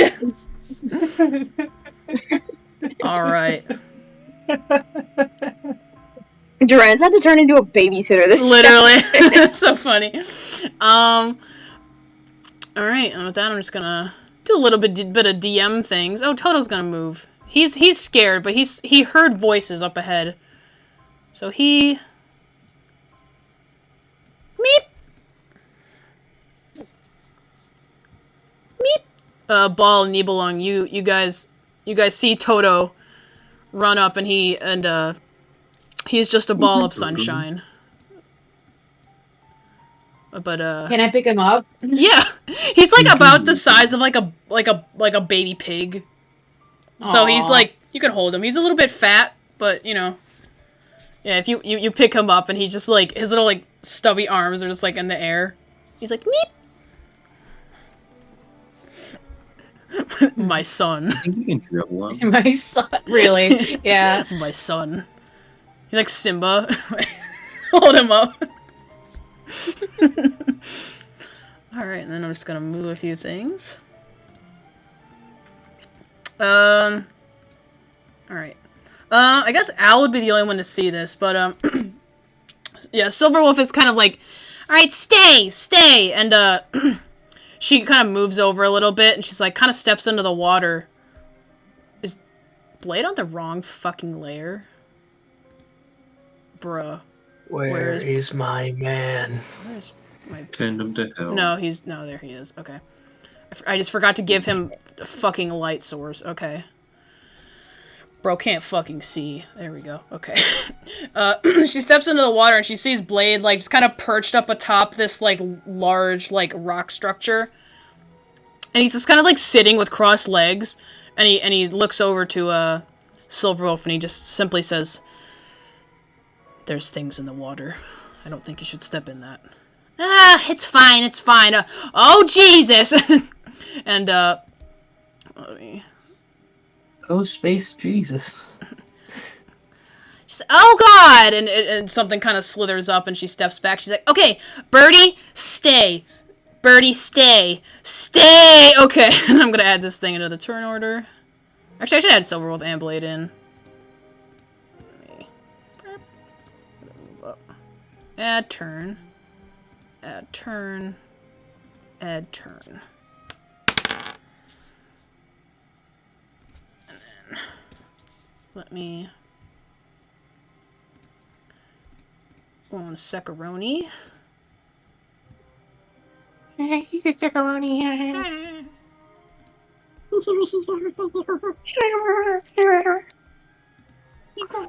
Silverwolf gets that.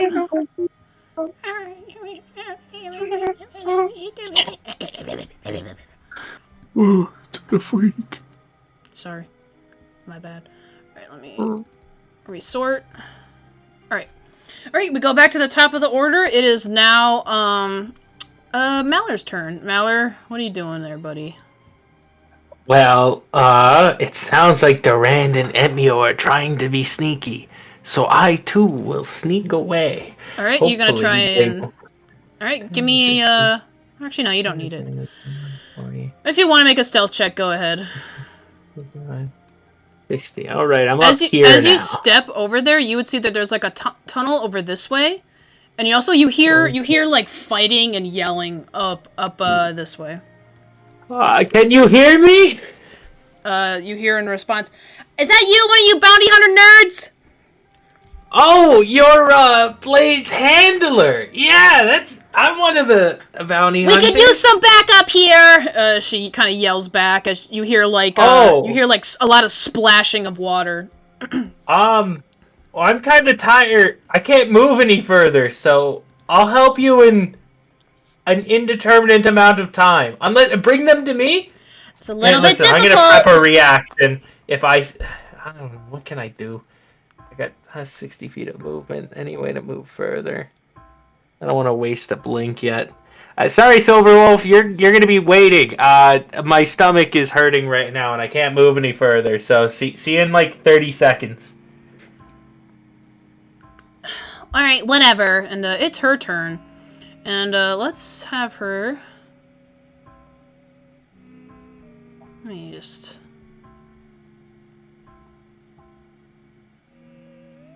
Let's. She has so many fucking spells. Holy shit. Oh, thank you. Oh, you're welcome. She's gonna cast. She's gonna cast that.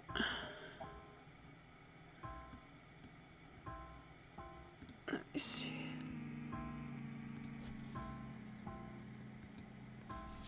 So she's gonna roll. That's 44s. Wow, Silverwolf. Okay, girl.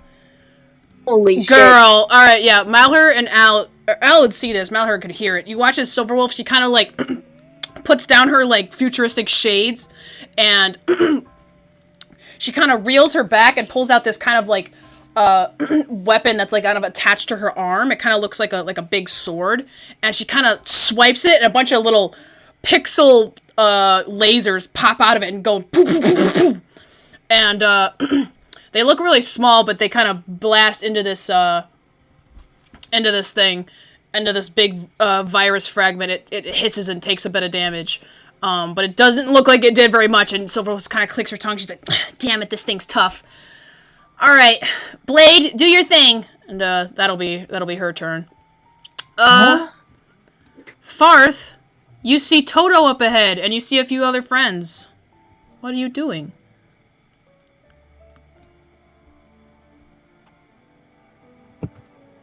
Davidson? What's up? Oh, it's your turn. Oh. That is a big thing in the middle of the water. Yes. If you still hear some splashing in the water as you kind of. You would be able to see the kind of light that appeared on the other side of that. That's because of Emio's little light spell. So yeah, you could kind of see something in the water. It's from your angle. It's just kind of like a big tentacle mass. You can't really discern any features yet. I'm trying to think if it's wise to throw a thumper shot at it.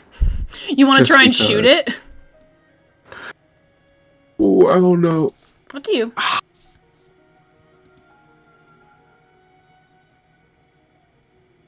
You know what? Fuck it. Let's do it. Okay, make an attack roll. Fuck it. Try it. Let's see. Damn. Wait, that's advantage. Why is that? Wait, no. I think you rolled damage. That is damage. What the heck am I doing? What are you doing? That's gonna hit. Oh, okay. Well. So, okay. There we go. So 6 damage. Yeah, Ball and Nibelung would see this as Farthe, he's just kind of like watching him. He's like, what the hell is that? And you just shoot and it goes, boom! And, Emio and Durand, you guys would hear like an explosion come from the water and like a large hissing sound. As this thing took a bit of damage. What else are you gonna do on your turn, David? Shoot. I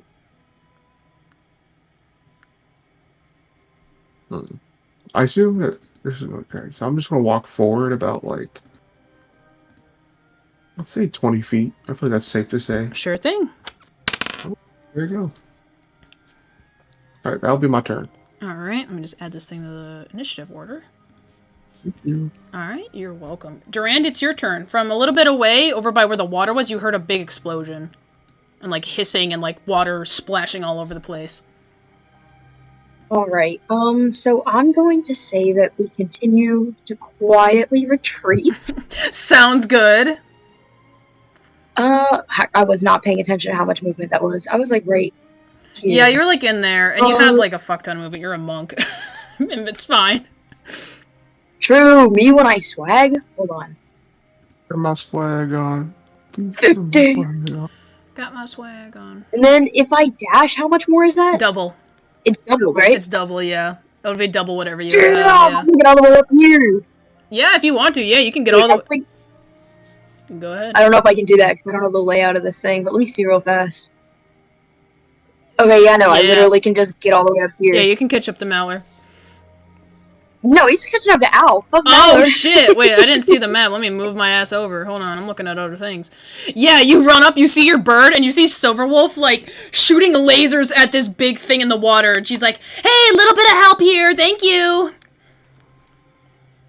Ah, shit. He bends over to catch his breath, but he's happy to see his bird. He, smiled for 2 seconds before seeing the chaos that's now going on. Silverwolf kind of tells you, I think there's an exit that way.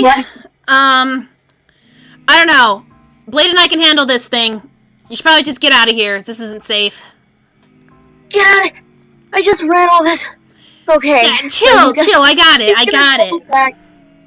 He's gonna double back, because that was only 60 feet, so I'm gonna say he can make it back to Malheur. Gotcha. Holy shit, how far can you run? I can do 60. Don't worry about that. Is Blade over there? What does Al do? Al's just like... Yeah, so I was gonna say something about him real fast. He's like, Silverwolf and Blade are up ahead, they're handling something, but she said that they've got it. I will be here in a second, I found him. I'm sure Emio will be here in a sec too, and as he says that, Al runs up. Bird reunited. Little friend. So cute. Alright, so nobody's gonna see whatever the hell Blade is doing, but I'm gonna make some rolls, and then we'll just see what the fuck he does. What? So, that's a hit. And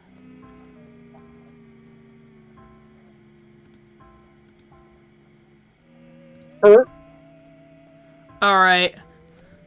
So, yeah, as Al runs away, you just see, you just hear, like just sword unsheathing, you just hear ching, ching, you just hear, like, a bunch of fucking sounds, from an unknown target, as you guys are, as Silverwolf just kind of told you guys to run. But Nibelung, it's your turn, Vaunty. So what is the fucking Three Stooges doing over here? You watched Farthe shoot something in the water. Hey, old man, what you shooting at? Oh, I think I saw something squirming down there. Oh, man. Okay. Well, there's another one where we're coming from. So,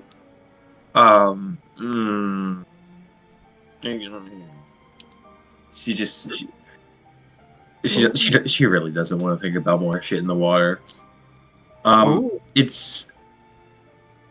She's gonna go. That was 2, 3. If you were trying, I was gonna say it would be a drop if you tried to go into the water. We're not going in the water. Gotcha. 5, 6. Nibelung is gonna go along this south ridge. Fantastic. And then that's gonna be actually. We're gonna dash. Yeah, go for it. Over 5, 6, 7, 8, 9, 10. An order thing. What are you doing? I love the ostrich gifts for Al. Actually, that's a Rhea, not an ostrich. I see. Good bird. Alright, Nebel's just gonna shout back. It's clear down here. Right? There's nothing, there's no big water spots we can go around. Sounds good. Alright, it is now Thing's turn, and it's gonna be like, hey guys. And you don't see this, but It's you, Starberry. it's gonna make an attack. Let me see what my... What? Oh boy. So, Farthe and Ball, you guys will just watch as you listen to Nibelung, you're like, bottom over here is clear, and you're like, yep, and you turn, you watch, and Toto is gone. Oh my god. You hear, like, him, like, scream as he's just, like, he got grabbed by something. You don't see where he went. Oh, no, my best friend. And, how much damage does he take? That's a bit of damage.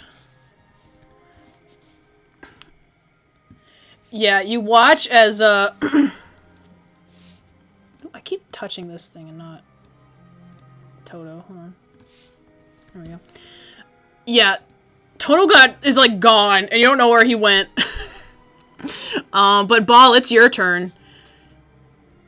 There's something in the water, and you don't know where Toto got grabbed. How far can I move? It should say where your armor class is. It should say, like, movement speed. I think you can move a lot, because you're a tabaxi. Yeah, it says... Yeah, you can move 30 feet, but you can also double that, just if you want, with your tabaxi ability. So you could effectively just move 60 feet for free.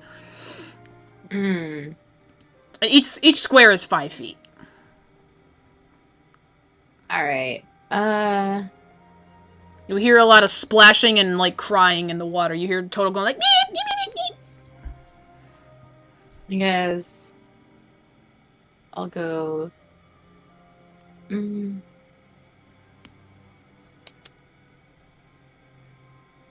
Guess over here. You see, as you move in, you can see this giant tentacle in the water has Toto grappled, and he's trying to eat him. Can I attack it from here? Yeah, absolutely. Alright, I guess I'll do that. Make an attack roll. Oh, no. Yeah, you try to move in, and you're like, oh shit, Toto, you try to swing with your shovel, but this thing is like wriggling around, you aren't really able to hit it. I believe you have a second attack because you are a barbarian. I don't know. If it says extra attack on your abilities, then you do, but I don't know.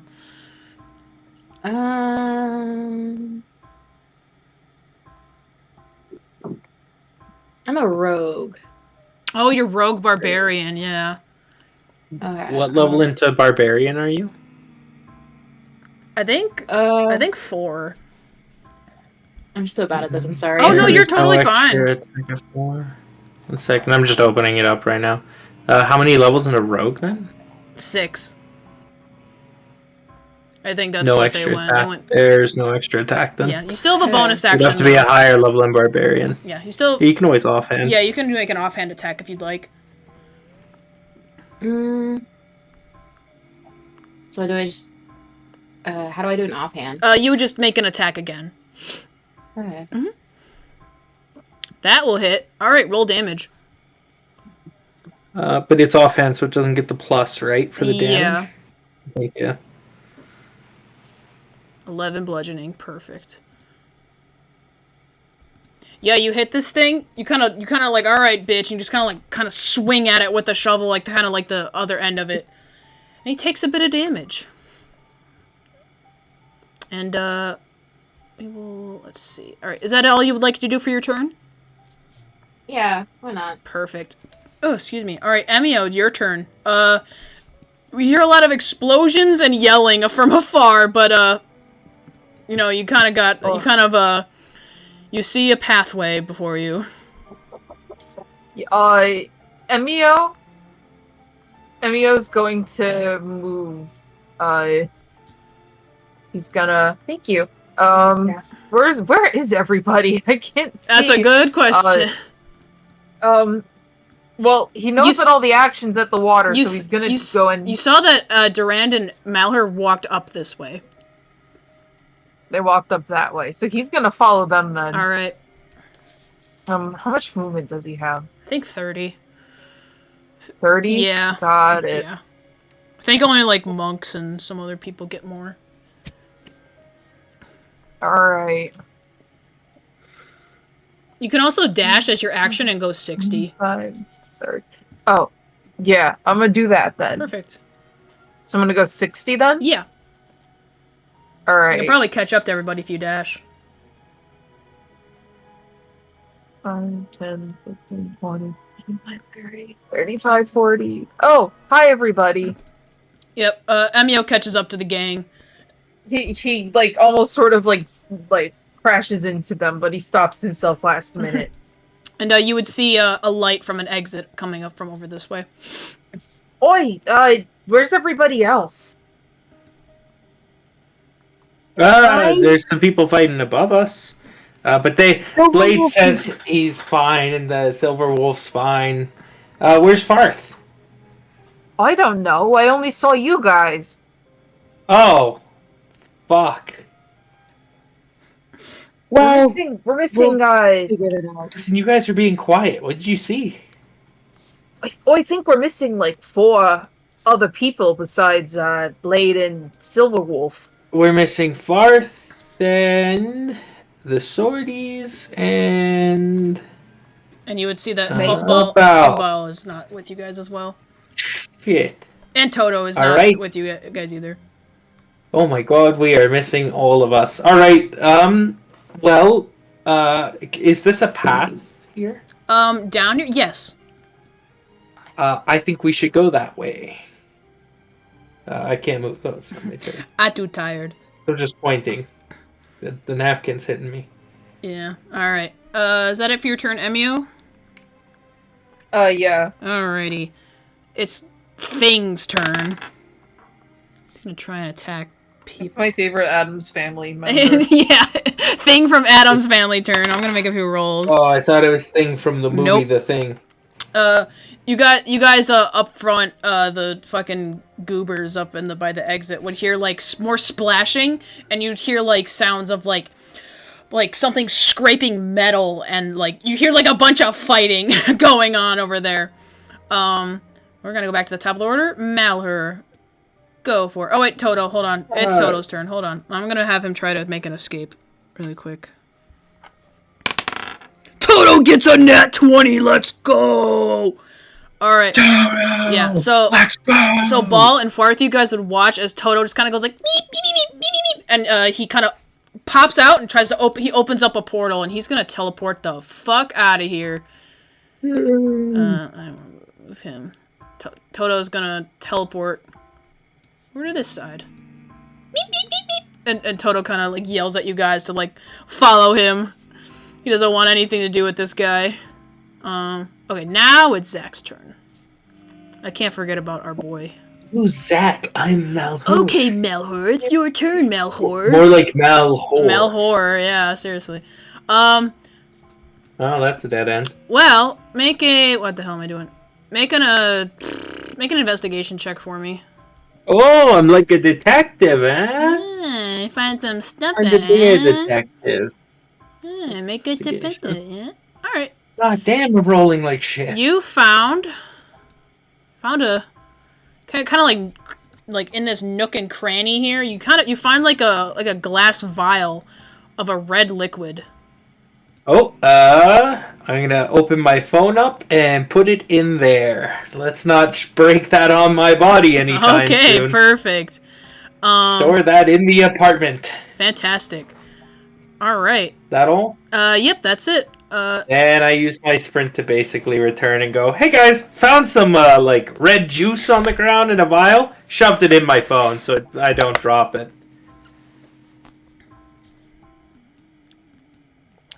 Okay, silent treatment. That's cool. Everyone's just like, what? Alrighty, I end my turn. All right. What are you talking about? I'm just gonna put on a fourth pair of sunglasses real quick. I was stunned. I was stunned. I couldn't even answer. Sorry, Durand what was was that? busy with Al, and Cass was totally not reading a text from his mom. That's okay. Here, Emio, listen. Emio, listen. You're gonna need these. I'm gonna hand one of my sunglass pairs to Emio. You're gonna need this because you're about to watch me shine pretty soon here, buddy. Alright, I'm gonna make a few rolls for our girly Silverwolf here. Okay, girl, just get a fucking 19. Okay, get that as well. Alright, well, basically, you hear another few explosions, and, hold on, I gotta move my thing up here. You hear a bunch of explosions, and, shortly after Silverwolf comes walking over to you guys, she's like, alright, I took care of it. Are we missing a few people? Well, Blade's coming, don't worry about it. Is what? What, you're already done? Yeah, that thing's kind of easy, actually. Just one tentacle. I mean, Durand kind of shrugs and looks around. This is all I've encountered so far. I'm guessing the others might be further down south. Alright, we'll just wait for him here then. I'm going up ahead. See ya. And, how much more movement does she have? Oh, okay. Just gonna move this way. Can Al follow her? Yeah, he can follow her on his turn, yeah. Oh shit. JK, I forgot it's turn. Take your turn, bitch! Alright, let's move back over Farthe. You see Toto on the other side of the like, kind of cavern here, and there's a big guy. He's angry. He's looking at you. Oh, I see. What Farthe's going to do is... This tentacle is still in the water, right? Yeah, it hasn't died at all. Yeah, it's arching out of the water. Yeah, it's kind of like a big tentacle out of the water trying to bite you guys. Gotcha. Farthe is going to jump down there. Going to just go down into the water with it. You're gonna jump. You're gonna jump on it. No, not jump on it. Sorry, I was trying to get near it, like at the base, because it's ankle deep. Okay, you're gonna. I'm gonna need an acrobatics check because it's kind of a steep drop to jump into the water there. Don't you worry, this old man could do anything. Let's go, Grandpa. Acrobatics, you said? Yes, please. Yeah, you're fine. Grandpa does like a fucking backflip into the water, and yeah, what you doing? I'd like to slice it on the way down. Oh yeah, I'm so cool. Let's go! Yeah, the hits! Let's go! And then I'm gonna use my extra attack. Oh yeah! Oh yeah! Let's go! Let's fucking go. This thing looks really hurt. And then I'm gonna. Oh, what you doing? Oh, I was gonna spend some key to get unarmed strikes. Oh, flurry of blows? Absolutely. Yeah. Kill it. Thank you. Kill it, King. That hits. Alright. One more. Alright. How would you like to... Alright, yeah. How would you like to fucking kill this thing? So Farthe, the robe flies off of him while he jumps down, and suddenly he feels the strength within him. And basically what you hear is molecules of air shredding apart. It almost feels like explosions everywhere. And through this entire cascade of slices, you could almost feel as if you could see his entire backstory. Oh, he's a kid, he's slashing shit. He's a teenager, he's slashing shit. He's an adult, he's slashing shit. He's old as fuck, he's slashing shit. And then he falls on dead. Yeah, this thing is deleted. And roll a d70 for me, David. You get a curio for killing that thing. Yeah. You get... Oh, I love the game Sifu. Get an 8? Yes, I know an ace. Alright. You get... Let me just... My head hurts. Help me. You get the Dimension Reduction dice. When the holder makes a skill check, they can use this curio to re-roll their result only once, and you must take the re-rolled number. Oh, let's go. Yay. I thought you said dementia dice. I'm like, okay. Dementia dice, you forgore. Yeah, you get a curio, and Ball, you just watch that happen. You watch old man, like, be like, oh, my back hurts, and then just fucking delete that thing. But, yeah, coast is clear now. Alright. Oh yeah, and Toto's clapping from afar. He's very proud of you, Grandpa. Alright. Is there anything you want to do on your turn, before we move on, David?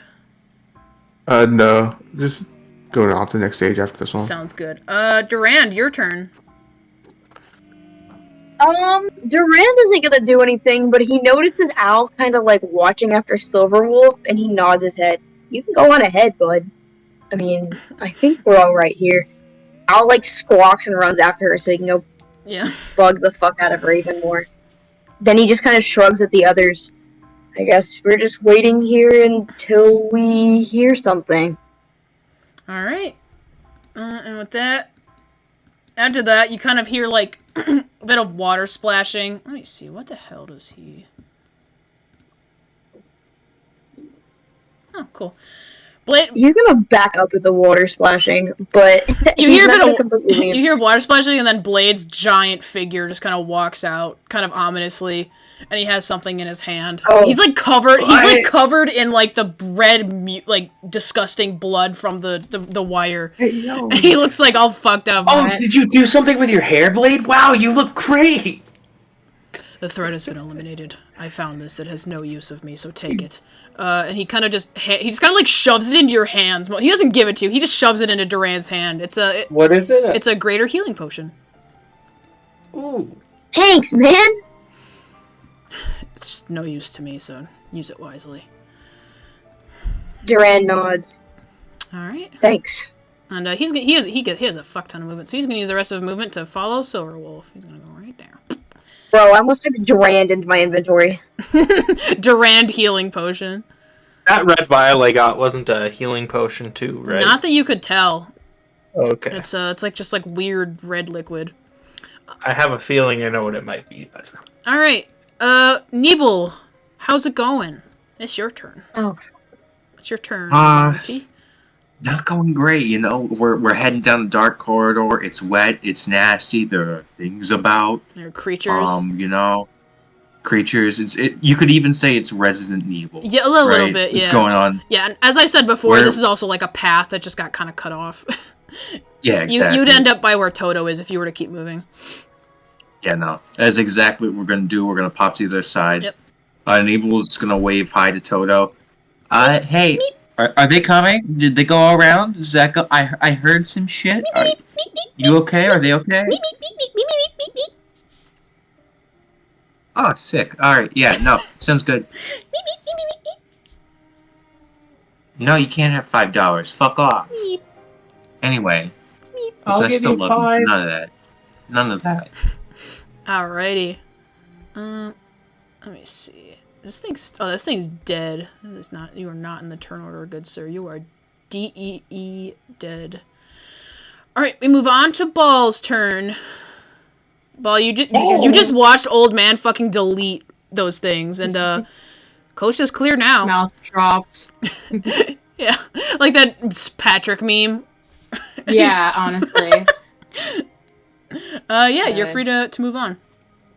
Alright, I guess we'll just go to where Toto is. Absolutely. Right. Can I do the 60 thing? Yeah. You do it. You do it once per turn. Yeah. You could just fucking move. As far as I'm concerned, right. Yeah. Tabaxis are just built different. I'm pretty sure with 60 movement you can make it to... Yeah, you could totally make it to Toto. Alright. Meep meep. Toto has a little bit of a bite mark on him, but he's okay. It's not right. He's a strong one. He's a strong boy. He is. But yeah, are you moving any more on your turn? Or are you good? Yes, we'll just go a little more. And sounds good. All right, Emio, are you gonna be moving at all, or are you just gonna wait for the homies? Emio is just gonna wait for the homies with the other two. All right, Malheur, Durand, are you guys just gonna wait? Because that case, we'll just skip your turn and make this go by faster. Yeah, I'm down to wait and then just go to the exit. All right. So yeah, it's kind of just a straight path. Is there anything that the rest of the gang wanted to do for just moving on? Because this is kind of like a straight path that you guys have followed. Well, first of all, actually, does Grandpa get out of the water? He's just like in this pool here. He dropped on his head while he was in there, so he was just chilling, trying to not die. He's just swimming around. He'll jump. Step on Toto, I guess. Sounds good. Yeah. Alright, so once you all meet up and exit the cave, you come to a large cliffside that overlooks a lighthouse stationed on a big mountain. Ocean surrounds the island as far as the eye can see. Dilapidated remains of ships lost to the ocean's waves lay motionless beneath you. It looks like a wooden bridge could have been used to get to the other side, but it has long been broken. It's about a 50-foot drop if you don't make the jump there. And as you guys all kind of meet up, Silverwolf is like just kind of overlooking the scenery. She kind of turns to you guys as you all meet up, and she's like, "You know, I noticed something. It's a little bit strange that, like, the simulated universe is usually, like, cut up into little pieces, right? Like, little domains, like a video game level, right? But ever since we've been here, it's felt seamless, like everything's been merged together. Do you guys feel the same way?" I've never been in a normal universe that's simulated, so I'm not 100%. I'll be honest, I would say that it stopped feeling like sections, like a world or two ago. Like it started like that, but it just started like you said later. By like the last time we went in, it changed. Well, I mean, most of that was my tinkering, but it's really weird just how much this is starting to feel like the real world. It's scary. Alright, well, how are we gonna get across? I have my own means, but, well... how far is the drop? 50 feet if you'd fall down. And 50 feet if I fall, you say. And that is about 20 feet out across. 1 second, I have a solution for this. Which page is it on? Alright, I'm gonna use this. Silverwolf. I'm gonna give myself a flying speed of 30 feet. It's actually a hover. I am going to hover down. Oh, anyone need to float down? I can carry you. Well, I have my own means. Hold on. And Silverwolf kind of like... Toto, get over here. Me? Yeah, I kind of need help. Toto, get over here. I'm carrying you down. Get out. I'm gonna hover over to Toto. Toto, get in my arms. I'll carry you down. Yeah, Silverwolf just kind of like beeps a few boops on her little control panel, and you watch her just kind of like start to fly in the air, and she's like, all right, I'll see you guys later, and she kind of just like flies away. How much is the usual jumping distance? So cool. What's your jumping distance? Hold on. Yeah. I always forget the fucking thing. I'm gonna look on my epic cheat sheet here. Long jump. And are we shooting to get onto that little rock where Silverwolf is, or are we shooting to get to where the other side of the bridge is? You can move wherever you want. Silverwolf is going over to that other ship. Long jump. Move 10 plus feet and jump a number of feet up to your strength score. When you make a standing long jump, you can leave only half that distance. Okay, wait, so running jump is half of my strength score? It is up to your strength score. A number of feet. Up. Oh, up to my strength. Yeah, that's the amount of feet you can jump. Got it. Let me see something else. Mm-hmm. It's about 30 feet across, yeah. I'm going to use... Hold on, where'd it go? La la la. I'm gonna go ahead and use Step of the Wind. Step of the Wind? I'm gonna extend to keep where Yeah. Hold on. How do I send it? There it is. I can spend 1 key point to take the disengage or dash action as a bonus action on my turn, and my jump distance is double. Perfect. Yeah, then you can definitely make that jump. Just make sure you move about 10 plus feet beforehand. You just make a little run first. Cool. Will to carry Owl with me, or will that hinder me? Because, like, even if I'm holding him, what is I'm his going well over? Can Secretary birds fly?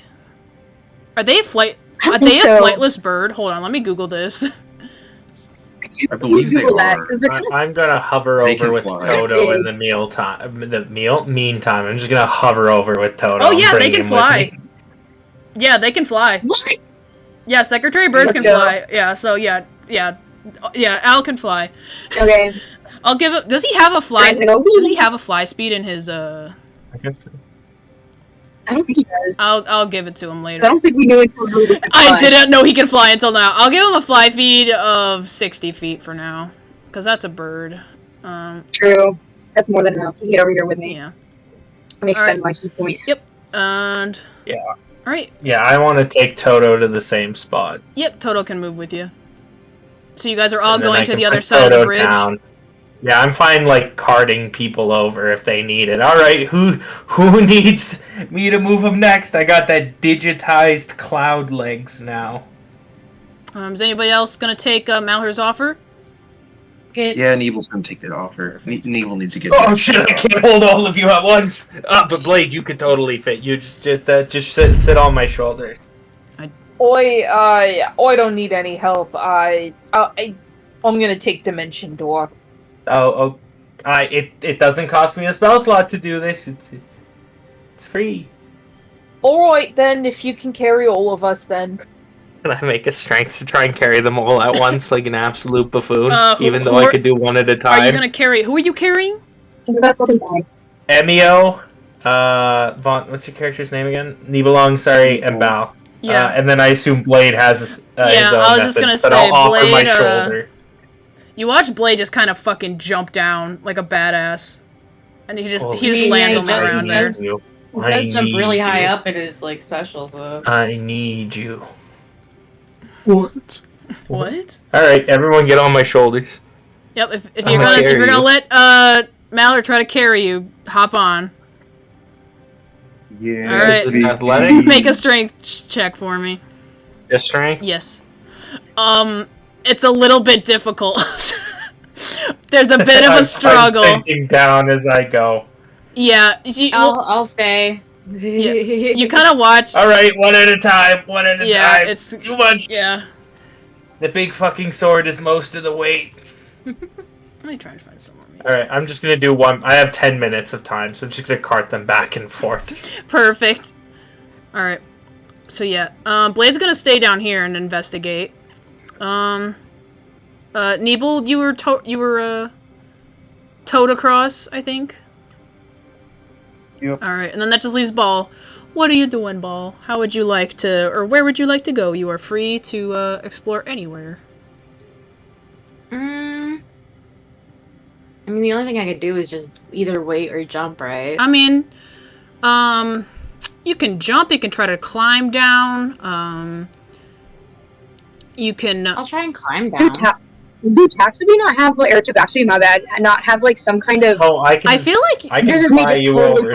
I feel like Tabaxis would have some... Do you not have, like, some kind of... I was like, do you not have resistance to fall damage because you're a fucking cat? I think you do, actually. Wait. Hold on. Did you not want to get Darn. floated over? Because I can float you over still. You have a climbing speed equal to your walking speed. You could just climb down. You are Kitty. You know what? Fuck it. I'm doing that. Kitty. I'm gonna climb down, Yeah. Where would you like to climb down to? I kind of want to go in this area. If that's Yeah, absolutely. You're gonna move around where Blade is? yeah. I want to. Can I investigate this area? Yeah, absolutely. Yeah, if you want to try and investigate this big shipwreck, go ahead. And Oh, wait, that's intimidation. I'm fucking stupid. Oh no, you're fine. You scare Blade. I don't want to go. He runs into the water. Let me try and find better music for this section. What was your investigation? 10? 10. Alright, I'll have Blade make it as well, see what he can do. What is Blade gonna do? Blade is gonna do this. Blade is kind of stupid. Well, I think he's super smart. yeah, so, Perfect. let me look at my notes real quick. Yeah, so, okay. Yeah, Ball, you kind of climb down and you're, like, looking through this shipwreck. It looks like it's been here for not very long, at least compared to other, shipwrecks. But as you kind of, you're kind of crawling around looking through the crates that were left behind, the broken barrels, and inside you find you can find a lamp and some oil. And, so you can go ahead and put that in your inventory. It looks like it works. It's like one of those just little, just like a normal looking lamp that one would use. Alright. And while Blade is looking with you, he finds something pretty interesting. He finds 3 bedrolls. And, he kind of just doesn't really know what to do with it, so he kind of walks over to you and he's like, this might be useful. Most of this is trash, though. And he just kind of, hands this to you. the 3 bedrolls. They look in pretty good condition, all things considered. They're just a little wet. Oh, thanks. Mm-hmm. He's kind of... Ew, what bed sheets. And he kind of just, he's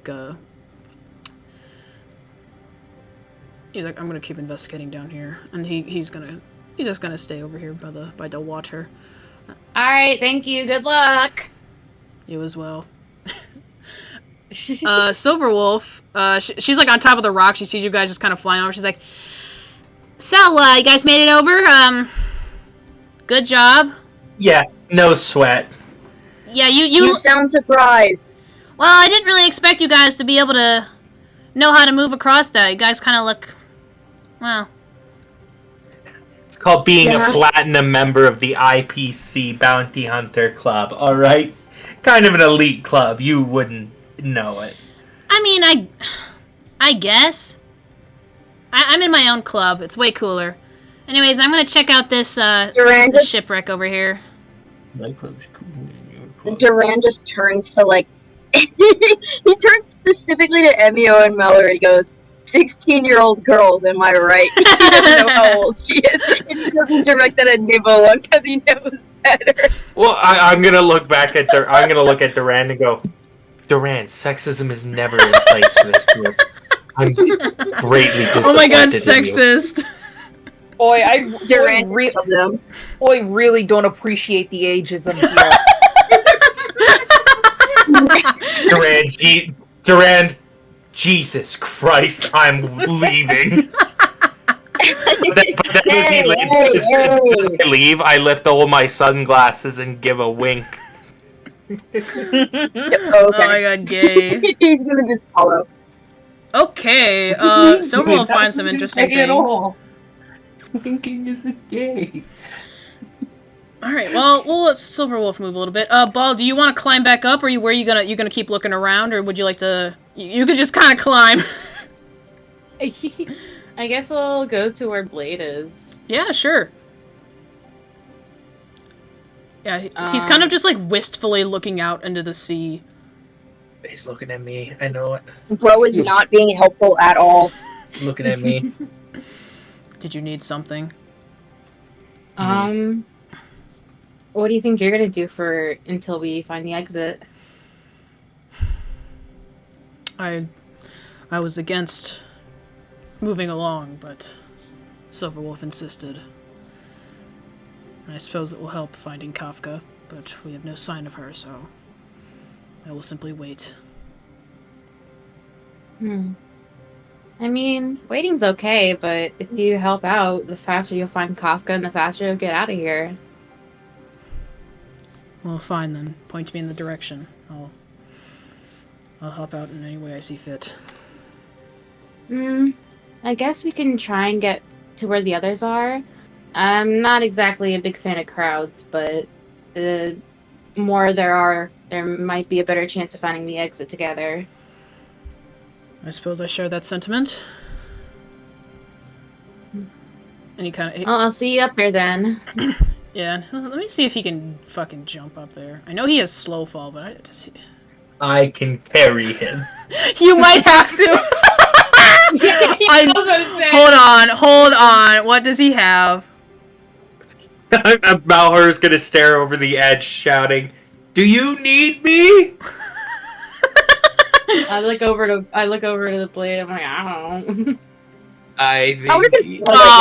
I'm gonna. Yeah. So yeah, Blade. Go ahead, Cass. I'm going down. Wait, no, go back. I'm jumping. Go back. Malheur I can fly will right now, right? you grab my collar. No. Malheur can fly right now, right? Yes. Durand's just gonna shove him. Well, I'm just gonna slowly float down, though. like you an push angel. Me. You push me, expecting me to fall quickly, and I just slowly float down and look back at you. Like the fucking mercy drift. An angel descends towards Blade. Durand, you could have killed me there. You could have killed me. What if I wasn't floating? Blade just kind of looks at you, confused. Blade. Durand's already leaving. Did somebody call for an elevator service? Have fun, you two. Blade, I know you're a quiet and self-reserved guy, so here, I'll give you these. I'm gonna hand him a pair of my signature sunglasses.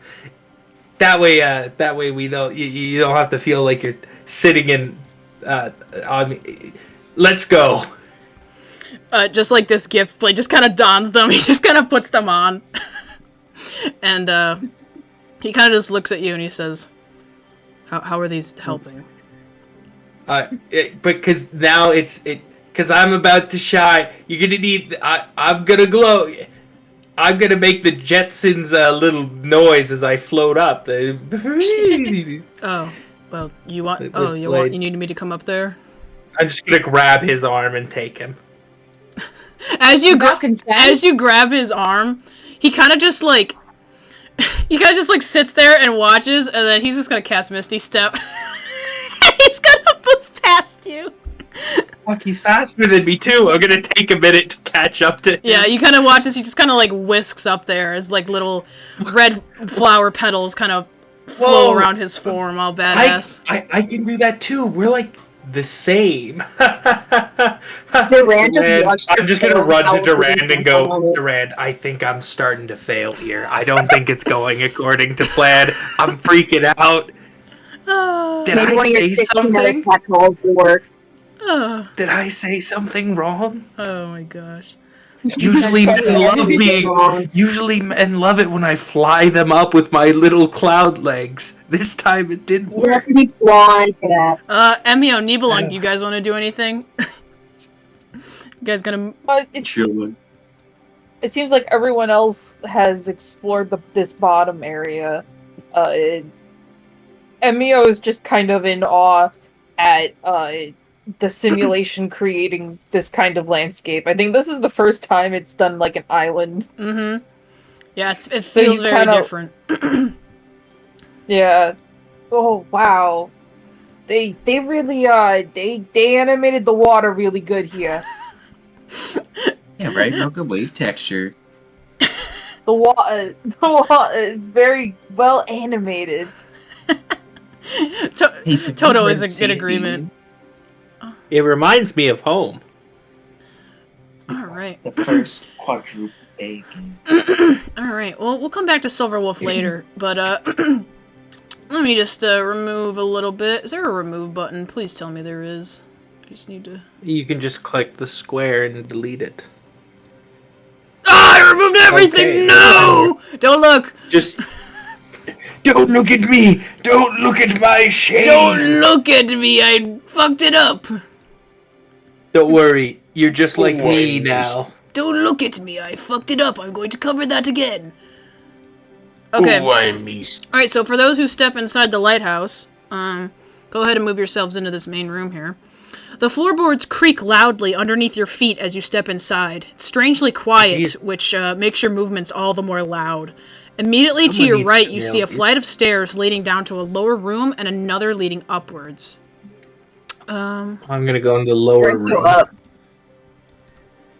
Okay, so really quick before everybody moves on, I need everybody to put their passive perception in the chat for me. Just put the number. I think we can click it, can't we? Oh yeah, if you could just put it, just write it in the chat. Oh no, you can't. Yeah, just write. But Passive perception. passive perception. Yes, please. And I'm just gonna keep note of What it. does that refer to? Should be near the Holy bottom by. It's underneath all of your stats and everything. Like underneath all your skills, you have one thing called passive wisdom/perception. Mhm. Holy shit! I forgot Holy how shit, blind I Molly, am. this sucks. Yeah, well, I have a low wisdom score. I have a That negative makes sense. 3. Oh my fucking god, everything makes sense. Yeah, I don't. He's My just a character's little always dumb. gotta have. Alright. I always have to Imagine have more one really bad sunglasses skill. would help. Do I have to put it down too? Yes, everybody, please. Everybody. It would feel wrong if he was wise. Do you need owls? Sure. Okay. Is Awesome. Al more perceptive than me? Al's Al a is fucking bird. Al has to not bob its head perceptive back at all. and forth to have depth perception. Oh my god! Owl is a genius. He's smarter than Durand. That's very funny. Alright, interesting. Okay. So. So anybody. Owl is the second smartest one in the party. So, everybody who rolled, everybody whose passive perception is a 14 or higher, who is inside of the lighthouse, as soon as you guys step in, you guys hear footsteps on an upper floor. Oh. Do with that as you will. You guys hear that?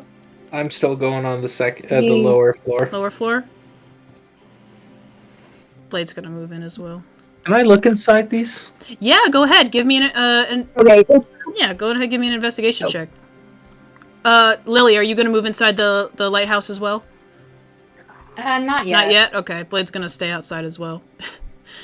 Nibel is appreciating the greenery. Holy shit! I am a detective. You are a detective. Let me roll around. Me when asked to passively perceive things. Sleeps. Me when asked to look inside a box. Magnifying glass. Yeah. So let me see. So you're checking this room. Okay. I'm just looking around the box and stuff. The boxes. Emio, you can be like you my find. Watson. So as you're kind of moving around, you see like a big, like folded up, like piece of cloth, and you're like, oh, what's this? And you unroll it. It's a giant tarp that's used for sailing ships. Like, you know how the sail. Thank God you didn't say centipede. Thank fuck you didn't say centipede. I was so ready. I was so ready for centipede. You guys know me too well. I had to change up my fucking memo here. But yeah, you unroll like a big tarp that's used for sailing ships, like a big sail. Ooh. And underneath that is a little centipede. I'm gonna stomp the centipede and then put the tarp inside my cell phone. Sounds good. Maybe I could build a boat in my apartment. Yay! Emio, are you gonna... And nothing else? Yeah, you don't really find... well, actually, let's see. Oh, actually, you find... Another centipede. Yeah, a centipede isn't there. You find... That's it. Oh, you won! Bestow gambling addiction, 64 necrotic damage. You find a curio. You find the omniscient capsule. Oh. You will get double... I'm gonna put that in my You will get double inventory. cosmic fragments. You won, buddy. Yippee! Yay. I'm just gonna write. Emio, are you investigating the room, or are you gonna try and move into the next one? He's investigating getting into the room next to that. Okay, yeah, the door, it's a door is closed, but it's not locked, so are you gonna move in? Yes. Okay. I can't select just one, I have to fucking... Oh my god. What? Oh my goodness. This is so cringe. This is so cringe. Hold on. Just if you use the paintbrush, I think they're separate. Yeah. Okay, Listen, I'll scroll down. I won't see nothing. Don't look at me. Well, you guys are gonna be moving up anyways. I'm just gonna. Is that Chris Pratt? Yeah. Okay, I'll just remove it for now. This is getting annoying. I meant to be this all secretive, and I fucked it up. Whatever. Okay, Emio, you move in, and let me see if there's anything. It looks like a normal kitchen area at first glance. However, the more you observe, the stranger the scene becomes. The chairs at the round dining table are all laying on their sides as if someone's sitting left in a hurry. There's an assortment of food still on the table, barely eaten. It looks fresh and it smells good. The fire in the other corner of the room is put out. The recency of when it was lit would need to be investigated further. And on the wall is a leather coat hanging on a coat hanger, and you don't feel any sign of anyone yet. Oh, it kind of looks like that story, the Goldilocks. And there's 3 chairs. Oh, that's fun. Emio just loves art. I just realized that he is so appreciative of the arts and allegories. He loves the art. He is so whimsy. Oh my! Do not let this man Emio's into with me. Pentaconi. Malheur never seen an art piece in his life that he hasn't thought about the money value of. Of course. He's gonna investigate the fire. Sure, make an investigation check. Oh, it took a little while to open it. Investigation? Yes, please. From what you can tell, like, the coals are still a little bit hot, but it doesn't, like, it looks like it might have been put out overnight. That's kind of what you can conclude. Next, he's gonna go over to the leather jacket, see if there's anything in the pockets. Okay. I'll just take your investigation check from earlier. Let's see. The kitchen, and the kitchen, and the kitchen.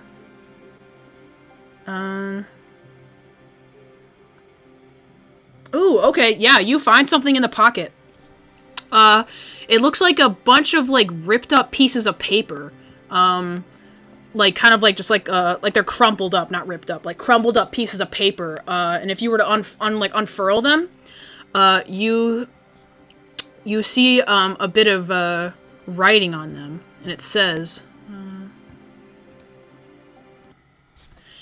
it became one with destruction because it didn't understand its own existence. Without a complete form, it will do nothing but ravage. I feel its desperation to become a living being with each labored breath it takes through wire and static. Just keep your name out of her mind, if you can. Let it starve. I'm sorry. And this looks like it was written? Yes, it's in handwriting. Oh, gotcha. Yes. I mean, at first, he's kind of like, because it's like just a piece of paper, right? It doesn't look like it was ripped out of anything. It looks like it was ripped out of something, but like, kind of like, it's like a notebook. Like, you know, the side seam is like a little bit fringed. But otherwise it just looks like someone like crumpled it up as means to like throw it away or something. But, Emio finds that's fascinating. Yeah. You know, then I guess it's time, he's gonna look around and see if there's any other notes. Okay, just make a perception check for me then. We'll see if you can... He figures there's gotta be at least one other one. Well, if yeah. this was ripped out of a notebook. Yeah, we'll see if there's anything, Ooh. Yeah, you kind of look around and, you can't really see anything else of note. But, you do find something on the table. It is a curio. Very curiously. Is That's it is very the curious. is it an Aruan pouch? Inside this pouch are special treats that are beloved by Toto. When one is fed to him, he will heal 1d8 hit points and be very happy. Oh, fuck yeah! It's on the table. Oh my god, Emio picks it up immediately. He's so happy. Yay. Alright. Malheur, did you want to do anything else in that room? Or are you going to keep looking around for stuff?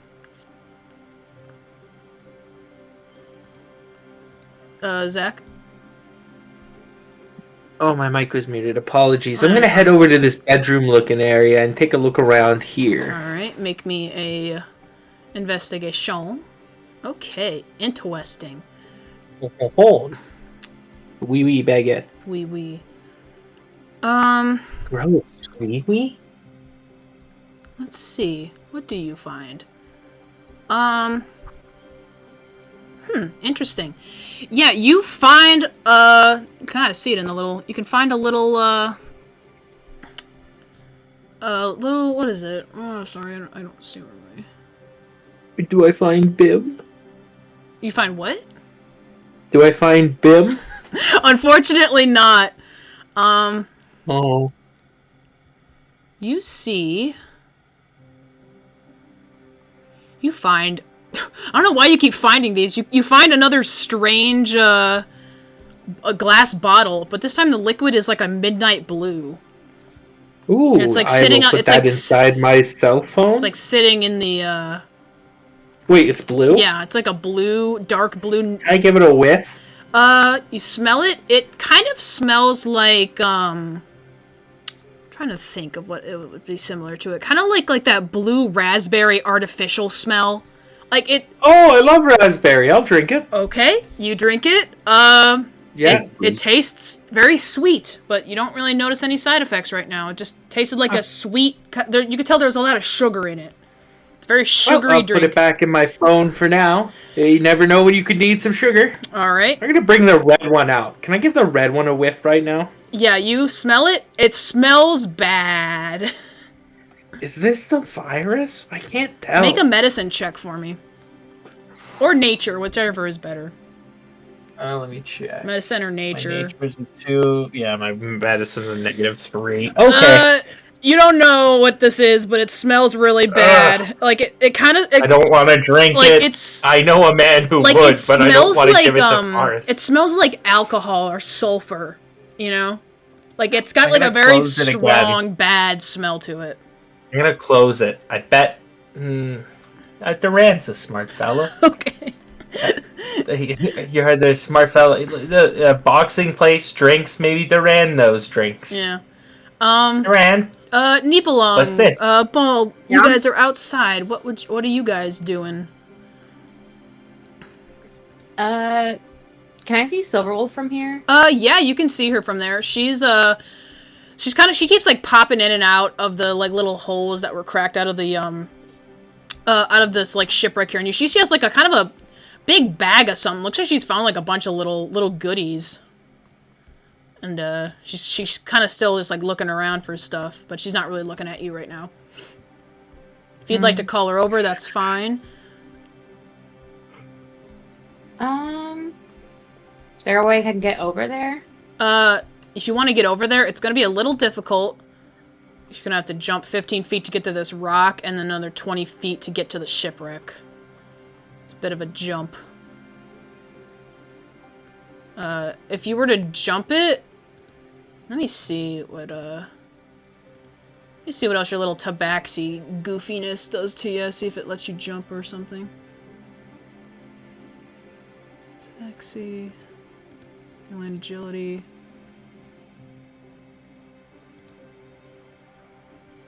Tabaxi. Yeah, it looks like you don't really have anything in terms of jumping, but, you do have your climbing ability. I'll just need an acrobatics check if you'd like to try and make your way over to her.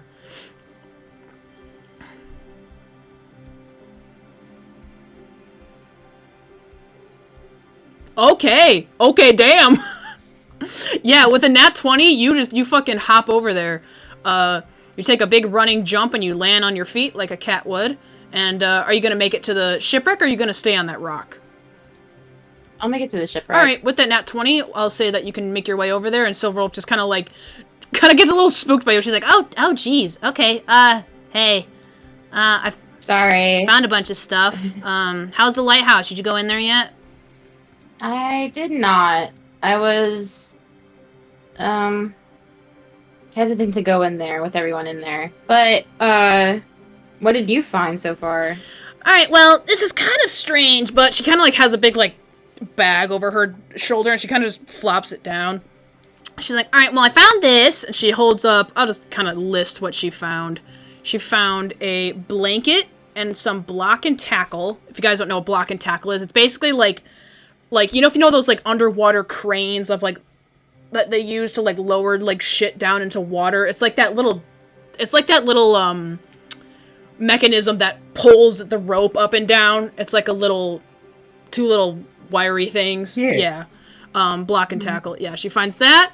She found a pile of coal and a day worth of rations. And she found a 50-foot-long rope. I'll just put that in the chat. That's all the kind of stuff she found. She's like, yeah, it looks like there's a bunch of stuff here. Seems in pretty good condition, too. Oh, wow. I don't know if it'll be much to use, but, I'll probably take it back to Bladey and make him carry it all. Yeah, I got a lamp oil, and he gave me some wet bedrolls, but Well, it seems... it seems like we got a bit of a camp going. Jeez. Yeah, but hopefully we won't have to stay here overnight.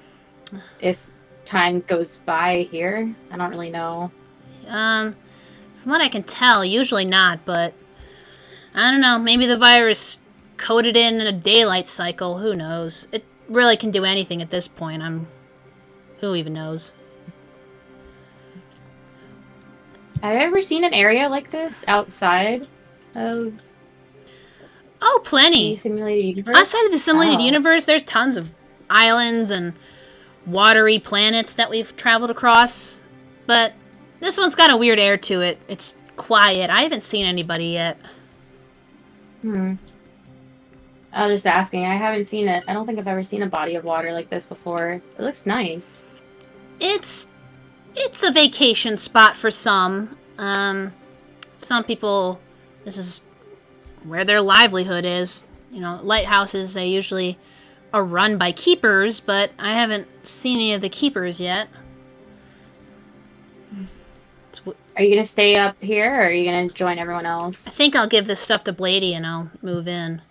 Do you need, help moving back there? I saw you jump, but... And how would you help me? I got my ways. She kind of gives like a cocky smirk. All right. Let's see what you got. Let's see what she has. Let me look at her like bajillion spells. That is not going to work. She is going to cast this spell again. She's going to cast it at one level higher. So, yeah, Silverwolf touches you. And you feel like your body kind of you feel your body kind of grow weightless, and you kind of you feel a little bit less heavier, and you kind of you could if you were to jump off right now, you could just fly away. And Silverwolf just kind of is like, here, try it. Just jump off the ship, see what happens. Trust me. Okay. You jump off, and you could fly. You are flying. Oh my god. You have a fly speed of 60 feet for up to 10 minutes. And Silverwolf has this as well. And she's like, yeah, it's pretty helpful. I want to get around. Okay, this is pretty cool. I'm not gonna sugarcoat it. She kind of she gives you like a peace sign, and winks at you. She's like, all right, I'll see you later. All right, I gave her a wave, and I'll just not ball, look around. not ball, rizzing up all the Stellaron Hunters. What if I want to join? What? What if I... Get it. Get in! Alright, we'll move back up. Or actually, Vaunt, did you want to do anything? Just kind of... Not quite. Nebel has gotten very cut up on what Emio said earlier about the waves. Man, these are nice yeah, waves. Yeah, it's like if very you good graphics. Look in voice chat text, you'll notice that this is the pose Nebel is taking. Oh my god. He's having what is called in the literary world a transparent eyeball moment. The goat. Nebel's goal in life is to become the greatest swordsman in all of the universe and just hunt down that fabled place called enlightenment, which apparently makes you real good at that shit. Of course. But for now, she's just looking out at the waves. This is roughly what's playing through her head right now. Oh my god! Hold on. Nebel's becoming one with the universe. You know, this is kind of an intense moment for her. That one single brain cell that usually ping-pongs around between the walls of her brain. You know, it's stopped. It's settled. It's floating a little bit. So here she is, stands up, Garrett just staring into the wake, sun glistening off the waves, and it's alright. For now, she doesn't need to swing a sword. She just needs to stand and wait. Anyhow, that's what she's doing. But yeah, no, she's not going. Perfect. I'm gonna let this song play out because it's funny. Oh my fucking god. The fucking song. Oh my god. Okay. While that's playing, we'll move back to the gang moving upstairs. Malheur, you said you were like approaching Durand? Yeah. I want him to look at the vial here. Durand, you know drinks and stuff, right? Durand's clearly like listening upstairs. Yeah, actually, let me...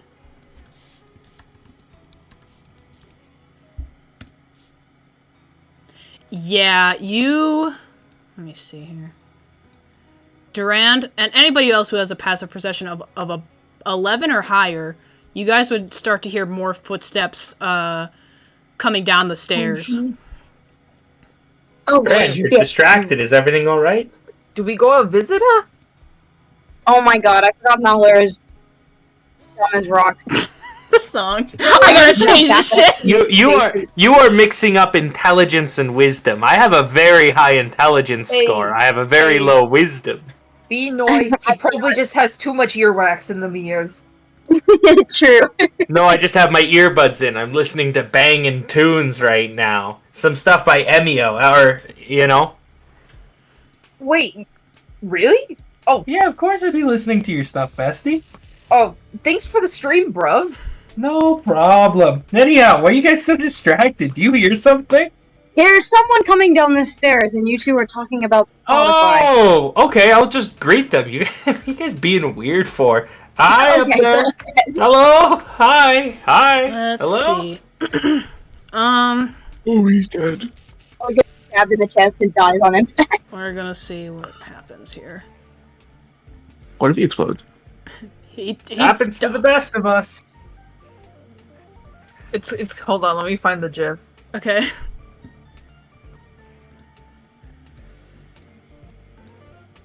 All right. This happened. True. Malheur, you're walking up the stairs of the lighthouse. You know, lighthouse stairs. It's like a circular staircase. I dream of living in a lighthouse every day. I know sure these you off do. by heart. With Blade and Genuine. I have so many lighthouse things in my bedroom, you wouldn't believe it. Oh, absolutely. Well, as you're thinking about that, you, and the other ones wouldn't see this, but as you walk up to the last step, you immediately feel a presence move in quickly as a, as a blade is, let's see. The blade is now aimed towards your neck. Oh! Oh! Okay. Easy response. I encase myself in ice. Perfect. As soon as the blade comes at me, X-touched moment, I think? Is it X-touched? No, which one is it? Sorry. I have a lot of things. So here. that's 18. It's just it's just like the 100 hit point thing. Yeah, so is it like a reaction? Just ice. Yes. Okay. So I can immediately prevent the damage. Okay, so somewhere in Emio, Al, I'm gonna say, Nebel probably wouldn't hear this from outside. So everybody that's inside would hear this. You hear Malheur be like, it's fine, I'll go greet them. Silence. You hear whooshing, and you hear like a big struggle going on as All right. Oh, Durand's jumping over. I'm gonna leave the ice now and go. Whoa! Hey, don't need to be so aggressive, buddy. Hey. For everybody who's moving upstairs, you would see a block of ice in Malheur's form, and a tall woman with like dark maroon hair. She has a long sword, and it's like kind of like encased inside this block of ice, and she like pulls it out, and she kind of has it like aimed, and she's looking at you guys. Something fierce. She's clearly ready to. Did someone call for Blade? Surely Kafka's renowned enough that I would recognize her. Yes, you guys would see her because you guys got that message from her. I feel like all I saw was purple hair and immediately became a block of ice. Yeah. Hey, whoa. Hey, whoa, we're with your friends, right? Silverwolf Blade, they're right downstairs. Let's put the weapons away. I hope you know that this simulated universe has properties that can create forms of any will and person. I'm going to need more proof than that. But we saw them in the real world. They came with us. Yeah, shit. We've been looking for you specifically. If everybody who's gonna try and persuade her, give me a persuasion check. If you're gonna try and I'm still frozen in a block of ice. Tell me when I can break out. How long are you encased in there? It's technically until the end of my next turn, but I don't know when my turns are now. Okay, we'll just say after this conversation.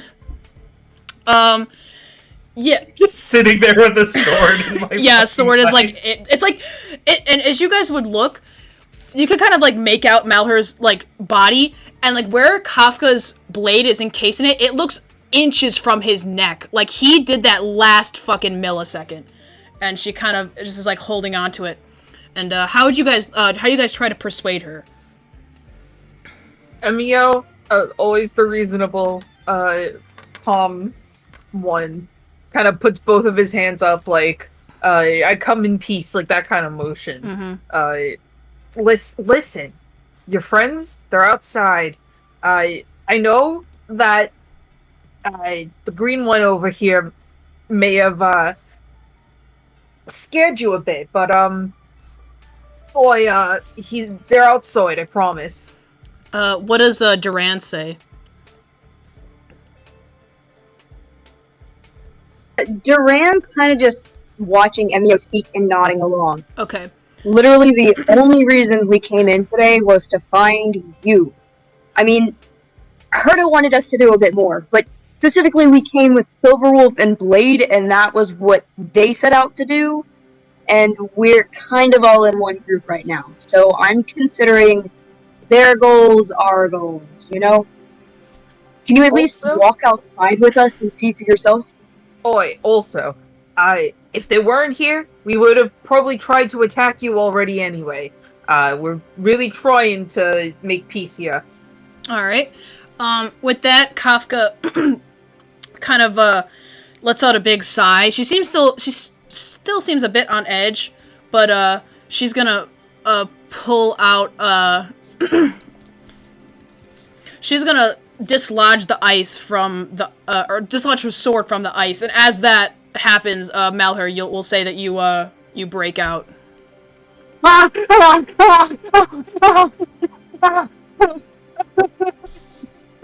He's like, so Malheur's just like crying and screaming. Boy, you're fine, you big I'm gonna start pointing my arm ready to Eldritch Blast you right now. Kafka she raises her sword and she says, I'm holding my arm up, but I'm looking away in fear. You're lucky you have that ability, little one. No, it's just, Ix is a real nice kind of deity. Alright. Please don't hurt me. Please don't hurt me. Please Bring don't me hurt outside, you two. I'll be the judge of this. Alright then. I'll follow behind at a distance. All right. So, which order are we leaving the lighthouse here? They're gonna kind of do like a tense conga line downstairs. Emio will lead them. All right. Kafka will I am staying up top for a moment. I need to breathe. Alright. I don't want Blade to see me like this. Yeah, Kafka will follow behind Emio. And as you walk past Toto, Kafka seems to like kind of give a glance to him, but she doesn't really. It's really hard to kind of discern her expressions, but she kind of gives him a glance, and we'll say at this point, Silverwolf comes back. Ball, what would you be doing right now? I kind of just follow Silverwolf. Sounds good. So we'll say as we all kind of meet up, everybody outside would see Emio stepping out. What does Emio? How does Emio make this entrance? Emio comes out onto the porch and sees Blade. And he goes, "Get over here. What? We got your friend." What is going on? Got Oh my your god! friend in it. And Silverwolf like runs over, and Blade, for the first time, Blade shows some emotion. He like widens his eyes a little bit. And Kafka, she seems a little bit happy as well. Shit was wild. Okay, Nibelung. But yeah, Kafka gives Silverwolf a little pat on the shoulder, and she steps down and she says, "All right. Well, I know this is time for some kind of celebration." Yeah, where is Farthe right now? That's a good question. I don't know. I never saw Farthe on the map, so I just assumed I was never there. What? I thought you. Oh, we put our own pictures Yeah, on we the all map. drag each other in. You've been here, bro. Where am I? We'll say you're right here. Oh, We'll say Grandpa was. He was having trouble. I was not He visible. was sunbathing. I was not visible. Yeah, I promised you. that's okay. Did you want to do anything before? Nah, well, you can continue. Okay. Sorry about that. I thought you saw Are you you. good? Okay. I want to make sure we get everybody in. Okay. Listen, I'll float you by Farthe. Don't worry. Uh, I just dropped Farthe. That's what happened. I was floating everyone across. When I tried to carry everyone, I just dropped Farthe. yeah, he dropped Farthe. Just now finished crawling back up. Farthe just finished crawling back up, and now he's meeting up with everybody. Alright, well, I didn't expect to meet you all here, bounty hunters, Kafka says as she's kind of just looking out across the crowd. And I know this might be a bit of celebration, but I'm sorry to cut it short. You may as well give up on this mission. The virus isn't going to let anyone continue. Hey, hang on. Do I hear this? Yeah, everybody would be able to hear this. Yeah. Hang on a second. I can't give up on this. There's someone in there, and I promise to help him. And I'm only as good as my words, so I kind of have to. Well, I'm afraid that's not really an option anymore. Ever since I sent that message to you all and went ahead, I've been stuck here. Assume it's been days, weeks. All communication has been cut off. The virus has trapped me here. And now you're all here with me as well. Well, that just means we have to cook up a new solution. Rather than trying to escape the virus, why don't we try and tackle it head on? Silverwolf kind of speaks up. Oh, go ahead, Mage. I kind of have a job to finish, so I don't know if I can stop here. Well, whether you like it or not, dead is pretty big. Well, whether you like it or not, it looks like the virus isn't going to play by your rules and what you wish. I've deduced a bit from coming here, trying to investigate why this is happening, but everything else has come up unfruitful. What I've deduced is that there are originally 3 lighthouse keepers. The original code was written for them to give the traveling party, a quest, but they've mysteriously vanished from this lighthouse. And Silverwolf speaks up and she says, "That means we're soft-locked, right?" And Kafka nods and she continues, "That's right. We're essentially soft-locked in an unending lighthouse keep that is not meant to be going on for this long. I assume eventually this code will deteriorate, and once we're all exhausted and exasperated, the virus will make its move and consume all of us. All we have to do is wait. I've already made my choice. But it seems I'm not going to be doing it alone anymore." Well, apologies for you, but regardless of the odds, I'm not giving up here. There's got to be something. I mean, listen, every code's got a glitch somewhere. We just got to break the system. That's it. Easy stuff.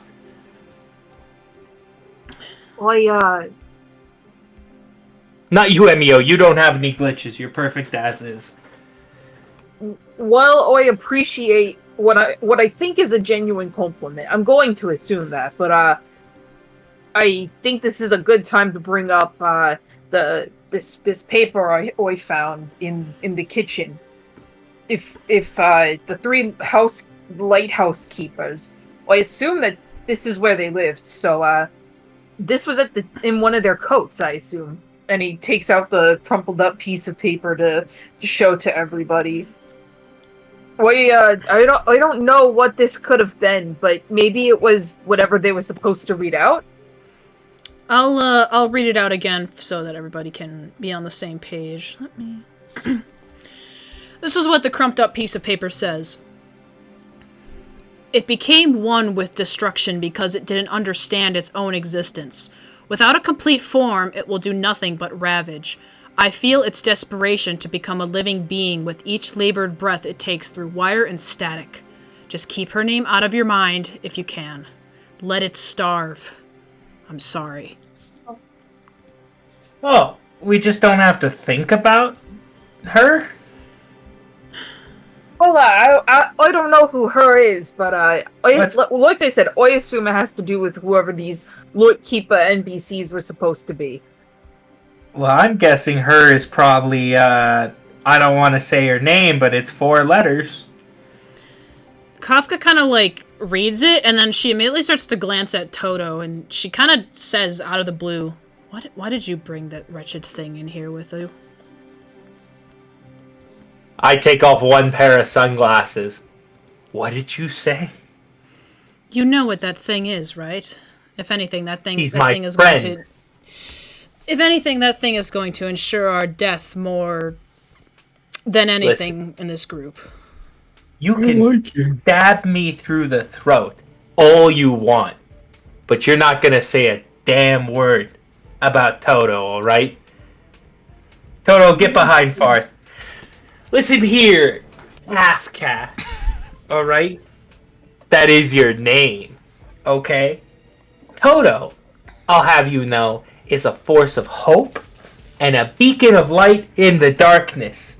He is nothing more than the most helpful, cherishable little guy I've ever met. He's a rotten soldier. He's my good time pal. He's all I've got.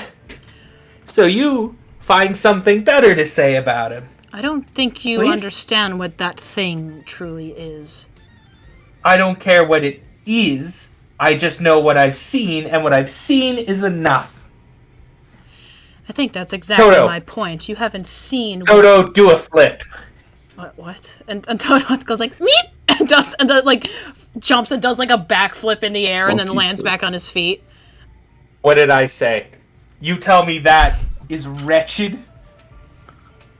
Did anybody else want to argue with Malheur? Boy, he's our healer. I'm our healer, but he's our secondary healer. Even I don't really care if he's a sign of like bad times or whatever. He's needed. We need him. Plus, like, we got infected, and you know what? I feel like part of his presence is what's helped me feel better. Don't talk bad about our dog. He barks a little funny, but it's okay. He's a pig, but we'll get over that later. What? Farthe. Listen, Kafka, what is it? What is he to you? I think you proved my point exactly. You haven't seen what that thing is capable of. It's misguided. It doesn't know what it truly is.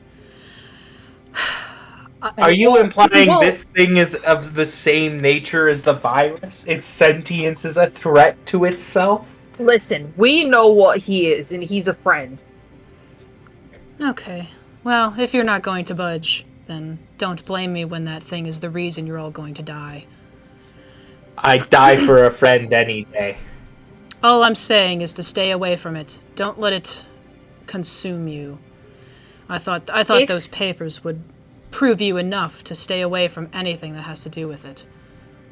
Listen, I don't even care if he ends up hurting us. He wouldn't do it of his own accord. He wouldn't want to hurt us. Toto kind of, his little like ear things kind of flip down, and he looks kind of sad as everybody's kind of like arguing.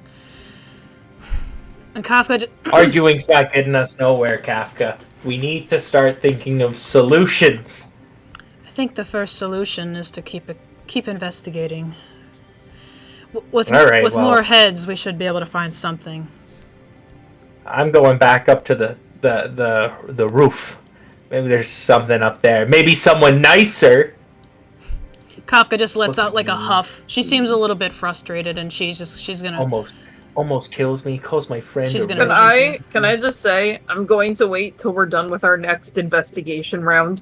But I think I have an idea of how we solve this problem. Sure, absolutely. So everybody's kind of breaking. Silverwolf kind of seems a little bit awkward. She seems a little uncomfortable. She's like, "Yeah, Kafka's not really in a good mood.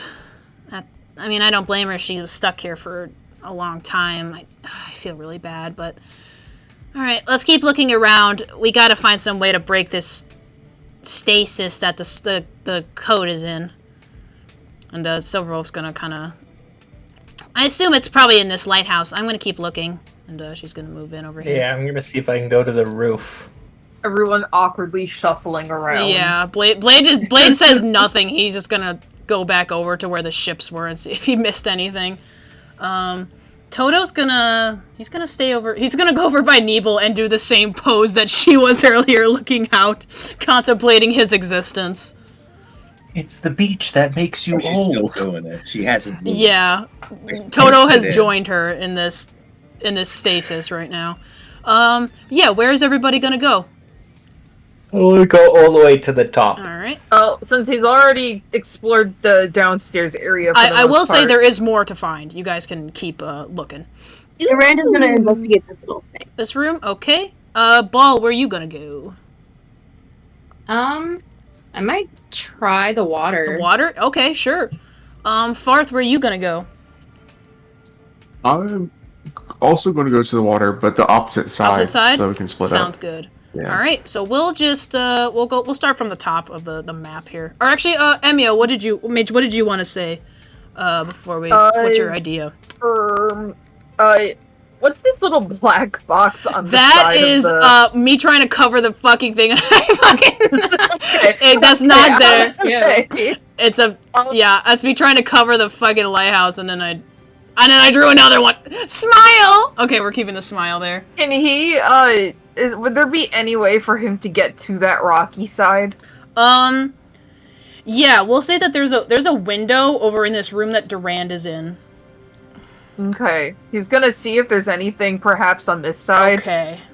On these rocks over here. Okay, I'm gonna need an athletics check to not, like, slip, because it's kind of uncharted land. Alright. Athletic? Yeah. Alright, You're fine. 15. Yeah, you're kind of like, you have your back to the wall of the lighthouse, and you're kind of just, like, sidling across, trying to look. But yeah, what Mage? You said you had an idea on how to get past the problem. Yeah. What's your idea? Oh, okay. So there were supposed to be 3 NPCs, right? Mm-hmm. Kafka said that she assumes that there were 3 lighthouse keepers, but they were taken out of the code. So now the simulated universe is effectively soft locked. Well, here's my idea. One of their article of clothing in the kitchen, everything is still relatively lived in still. We gotta play it through. We gotta get 3 of us to play as the lighthouse NPCs. That's a fun idea. Finish the quest. That's a fun idea. All right, we'll keep that in mind. All right, we'll start up on the top floor. Malheur, what are you looking? You want to give me an investigation?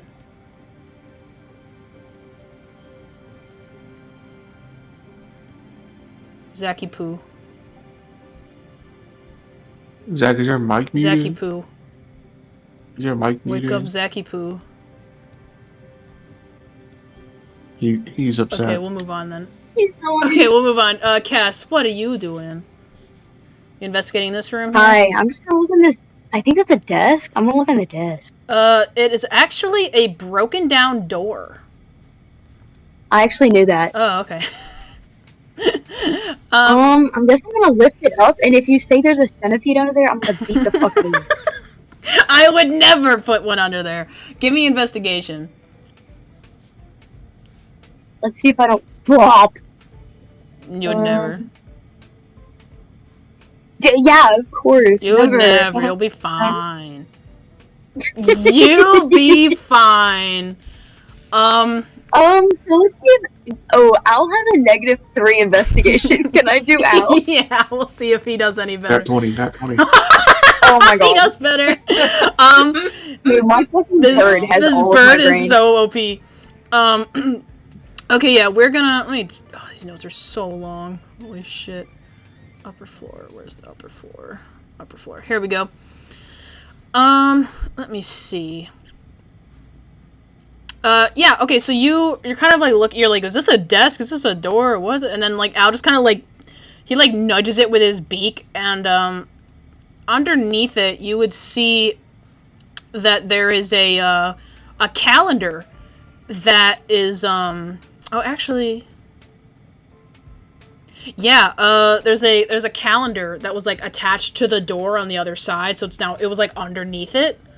And there's a calendar.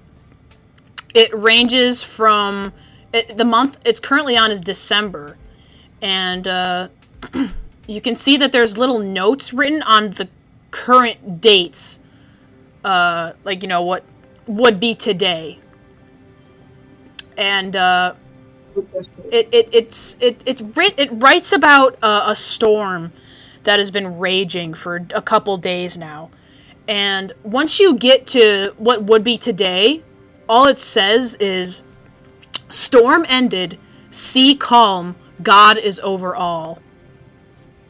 Ooh, okay, that's fun. Mm-hmm. And you don't really find anything else in this room.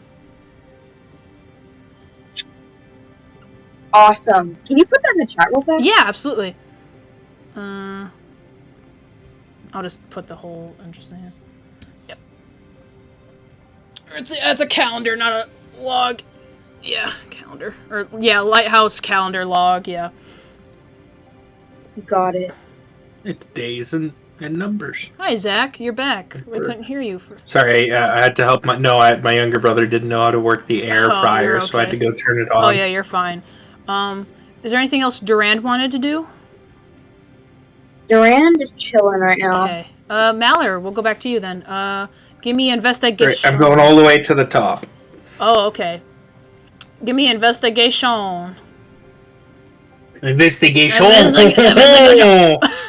No. You don't see anything. It's you go up to this top upper floor. You could see where the big light would be. It's off right now. Can I spend a round of turns waiting here and then try again? Yeah, absolutely. We'll come back to you. Let's move let's move to Lily. Lily down by the water. Give me a perception check, actually.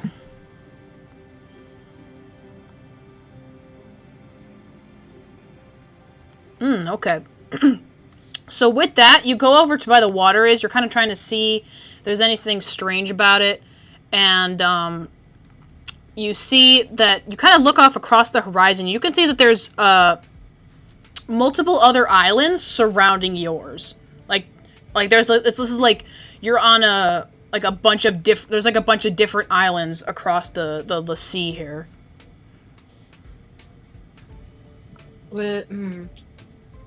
But they're like way too far away. You just see them over the horizon, you know what I mean?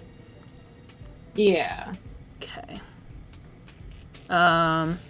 You see that anything else you want to try and look around for? Is there anything in the water? Anything in the water, let's see.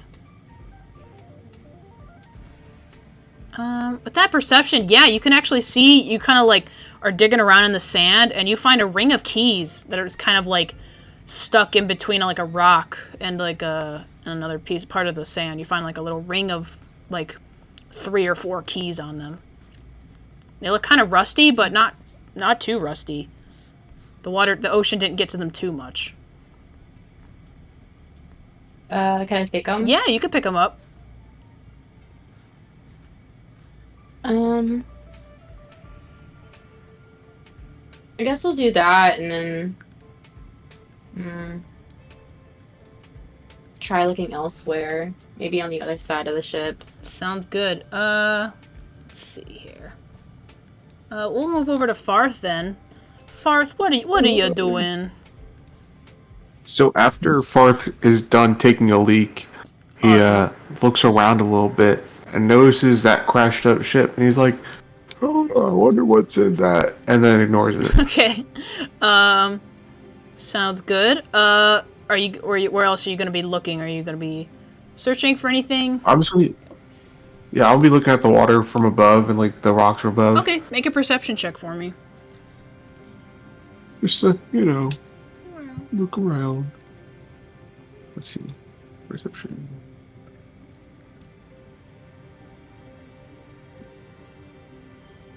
With an 8? Yeah, let me see what you find.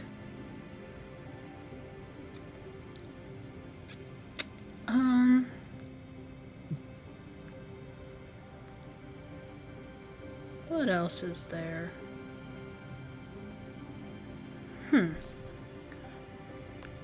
Oh, actually, yeah, you do find something. Yeah. Down in the water, you see... Oh, sorry, I'm still looking at my notes here. Hi. Hi.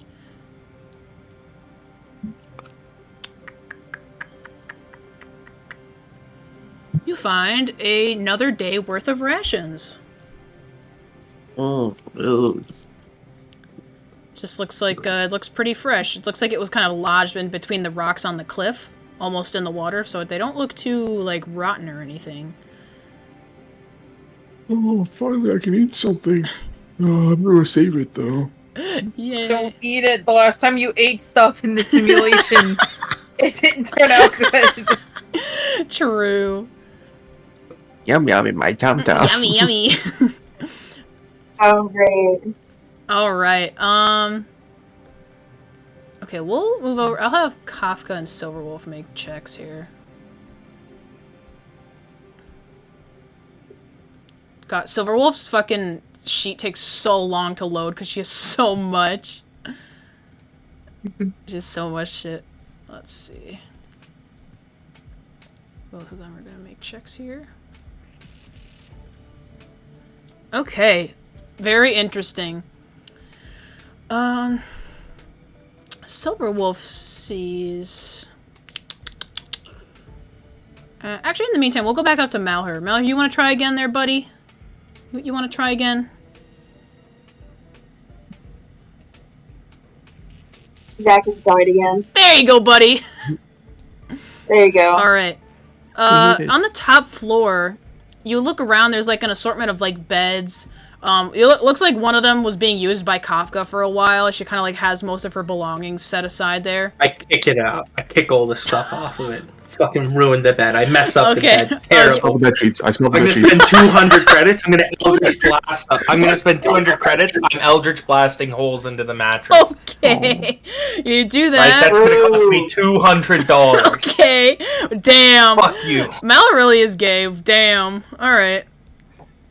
But after you do that, you're kind of like, I hate Kafka. I hate her. And then you kind of see her underneath the other, or like on this like little desks here, like on this little desk here. You see where the hell is it? Or actually, it's in one of the crates. You see like a little piece of paper sticking out, and yoink. Yeah, and you grab it, and it's an old photograph. It's presumably taken by one of the keepers. And it's kind of like it's an old black and white photo of like a giant tentacle sticking out of the water. It kind of looks like the classic Nessie photo, where it's like a big thing sticking out of the water. Kind of looks like Nessie. It's like an old photograph, and if you were to look on the back, it says December 15th, which would be the in-universe date. So it would technically be today. I am afraid that this thing is infected and might do something. Do I see a window here? At the very top? Yeah, you'll see one probably around here, and then one around here. I'm gonna jump through the window, use my second hover thing, and start hovering mid-fall. Alright, so, Emio, what are you doing on the rocks while Malheur... The glass will shatter while I jump through. Emio was looking to see if maybe, like, either of the these life God, I forgot what is it called, the life tower? Lighthouse. Light tower. My lighthouse. I'm so stupid. I'm like, light tower. Fair. Yeah, lighthouse. Lighthouse. He was looking for any evidence of maybe somebody climbing out the window and like coming down onto the other side of the island. But instead he's met with a giant, like with Malheur jumping out the window. Yeah. What is Malheur doing? Malheur's gonna start floating. He's gonna shout, "Avoid the water! I have an idea!" What idea? I'm gonna declare war on the sea itself! Everybody could hear this, by the way. Are you fucking crazy? Eldritch blasting the water! What are you doing? There might be a tentacle monster in there. I'm going to hit it. You shoot into the water. You shoot into the water, and two small fish come up to the surface dead. They'd be frozen.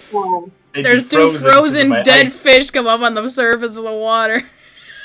I float down and I pick them up and go, "Casualties of war are never acceptable. I'm sorry, my friend." Filter in the tentacles anytime now. You make the casualties, motherfucker. Shush. This is a metaphor for war, Emio. Think about it the next time you write a song. It could be beautiful. Anyhow, there's a photo of a tentacle shooting out of the water today, so I just figured I could shoot the tentacle before it shoots up. Can I stick my face in the water? Sure. I'm just gonna stick it in and open my eyes. Hopefully it's not chlorinated. It's gonna be salt. It's salty. There's fish. And a lot long of as it's not chlorinated. A lot of rocks. Yeah, it's not chlorinated. It's fucking seawater. There's rocks and water and some fishes and one. Fuck. All right. Well, I don't want to take too much time, so I'm just gonna land on the ship if anyone wants to do anything. Okay. I'm gonna look at the two fish and put them in my phone. Okay. Bloody fucking hell, mate. I had an idea, okay? What did you have? I have a lot more saner ideas than you. I don't disagree, but sanity is not really valid in a time of godlike viruses, okay? As a strange how Kafka is the one to find this. As you guys are all discussing, Durand and Emio would kind of hear this from upstairs. You hear Kafka be like, "If anybody could come down here, that would be great. I think I found something." I'll have to come right back in a second here. Durand's You're coming. good. Just fuck it. Emio is also coming after shaking his head in disapproval. Silverwolf will come into the room as well. Kafka, she kind of like puts her hand to like this stone wall here, and she kind of puts some weight on it, and you could watch as it kind of moves. She says, there might be something to do with this wall here. Which wall? The one that she's facing, the stone wall right here. She puts some weight on one of them, and it like kind of moves, but she doesn't like open it all the way. She's just showing that there's like something behind it, probably. Well, I guess we got no choice but to open it then. Let's bomb it. Ladies first? Let's bomb it. Is Nebel still contemplating the life and the way of the Nirvana? Nebel was actually... Nebel's seen something. Nebel's seen a small spark within the waves. I see. Not really, I didn't actually roll for anything. But Nebel was gonna go over here and then sort of clamber down the cliff, carefully, steadily. It's very... Alright, give me... It seems like... Give me an acrobatics check to see if you can kind of make your way down there. Oh, not athletics. Oh, that's unfortunate. Oh, there we go. You're We're fine. Gucci. You make your way down. Yeah, Nebel's gonna go. And Nebel has decided. Nebel's decided something. She needs to get to that sparkle. That sparkle may or may not be the sun. She can't really tell. Well, it probably is the sun. She doesn't know that. Right? So Nebel is just going to begin to, against the waves, just slash her sword, just club of a sword into the waves. It's going to be her goal to cut the wave. She's gonna. Oh, so when I declare war on the sea, when I declare war, I'm crazy. When you do it, it's anime as fuck. Okay. Yeah. Hey, you don't go to the jet. It's like house music. It's a much deeper thing. All right. It's got the soul. Man. Yeah, you're doing it. You do that. Blade is watching you. Do that, and we'll move over to Ball. Lily, what is Ball doing on this other side of the ship? Just looking around still? Yeah, maybe digging sometimes with the shovel. Okay, make an investigation check for me. Do it at advantage, actually, because you have the shovel. You said you're digging with the shovel. Thank you, Vaunt. Going at it. Oh, she missed. That's a crit fail. Throw your sword into the sea. It comes back. We know this. It's a swordsman favorite. Okay, okay, there we go. Alright, 18. Yeah, you're digging, and, ooh, interesting. You find a curio. Please find a shovel. Please find a shovel. You find the jellyfish on the staircase. While holding this curio, you can stand and move across any liquid surface as if it was solid ground. Got it. There we go. You find that. Awesome, awesome. Would Ball like to do anything else? We'll say as you kind of look up, you see Blade kind of like he's like, you see him across on the top of the thing. He kind of like motions towards you that like into the lighthouse that they might have found something. Alright, then I kind of head over there. How do I do the ruler thingy? Measure. You can climb. You could kitty climb. We could say you could make it. Alright. Height is not an issue to you. Elevation means nothing. Alright, we'll say we'll say people are still making their way in. As Ball is kind of climbing in. Did Emio say he was gonna open the weird wall? Yeah. Alright, yeah. Emio, you put a little bit of your like shoulder and like your arm onto this stone wall, and it kind of moves aside as like a secret door to like some kind of underground staircase. It's dark, you can't see anything. Oh, blimey. Don't know how I didn't see that on my first few trips. I wonder if that appeared here beforehand. Kafka kind of notes. Man, this is a good time for some more dancing lights. Absolutely. Is anybody else going to move down the staircase? We'll say at this point, Ball and Blade would arrive. Silverwolf kind of speaks up and she says, "I'm not going down there. I'm going back in here."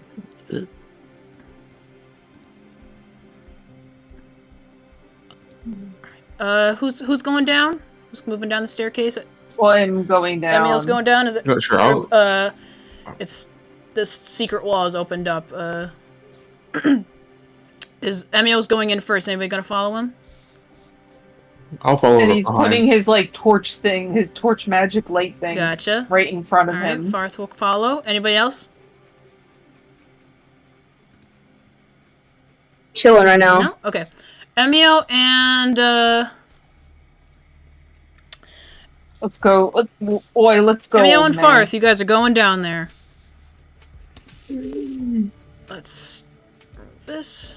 He's gonna walk Farthe down the stairs like a Boy Scout walking the old man across the street. Yeah, you move down a few flights of stairs into a small bunker. It's a large room from what you can tell, as your dancing lights don't fully envelop the room in light yet, but give me a perception check, please, both of you.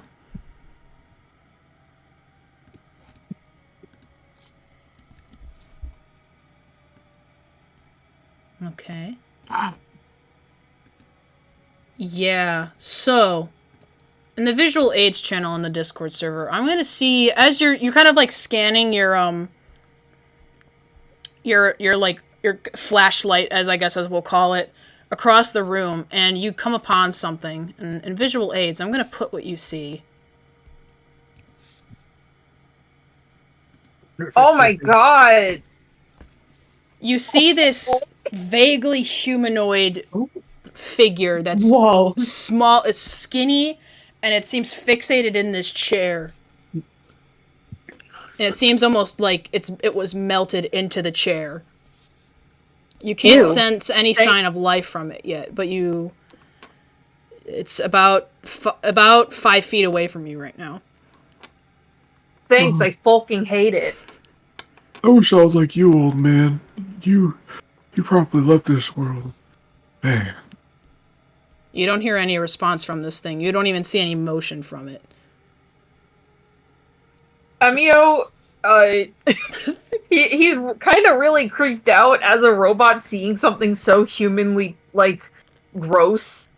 It's like, oh my god, thank god that I can't do that. Mm-hmm. Thank god I can't be melted into looking like that thing. Yeah, no, he's kind of having a bit of a, mini freak out. Do you go closer? Do you move away? He's kind of locked in place, kind of like a robot, like an animatronic. Oh. That's malfunctioned. What does Farthe do? It looks almost like it's made out of strands, like the worms or tentacles or whatever that the virus has been made out of. So he wants to check a little bit closer, but not actually touch it. Okay.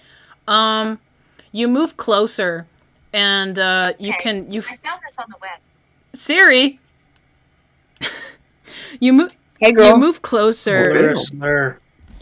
Oh god, no, my Siri came up. No, my bad. So you move closer, and as you kind of look in this thing, Emio, do you keep your light on it?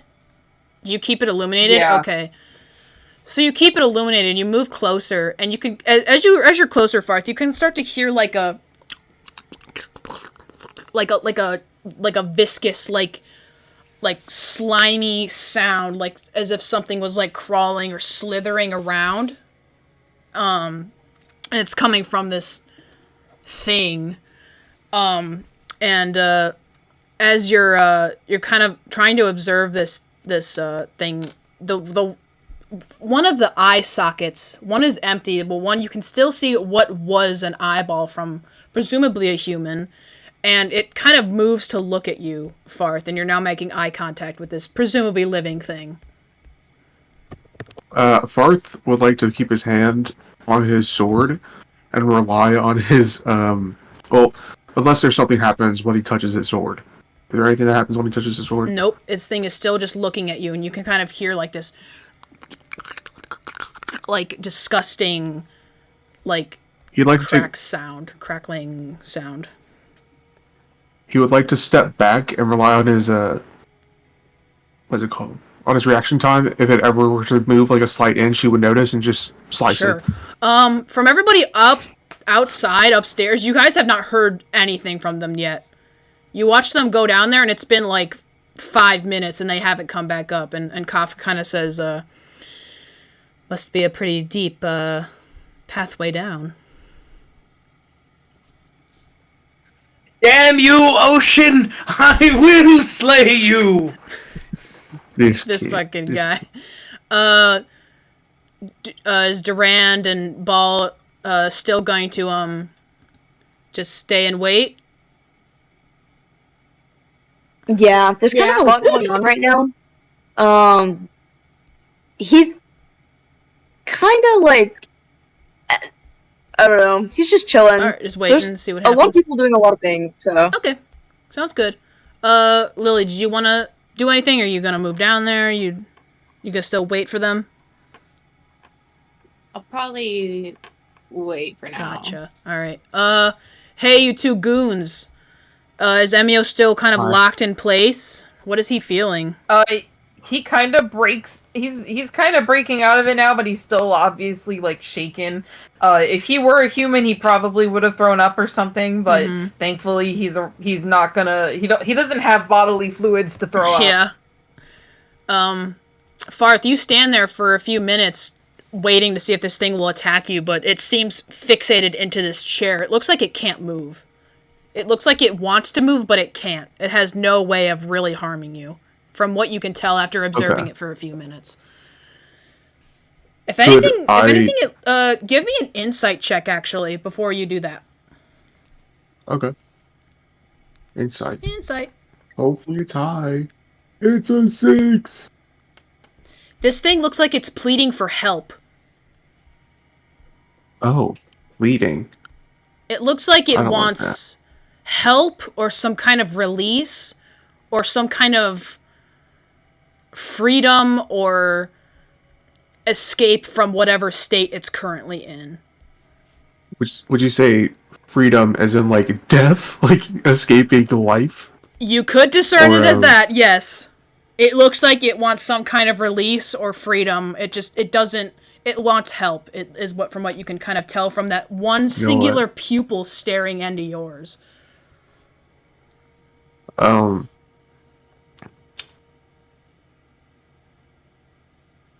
me a second. I'm trying to think of the thing I'm thinking about. Yeah, you're fine.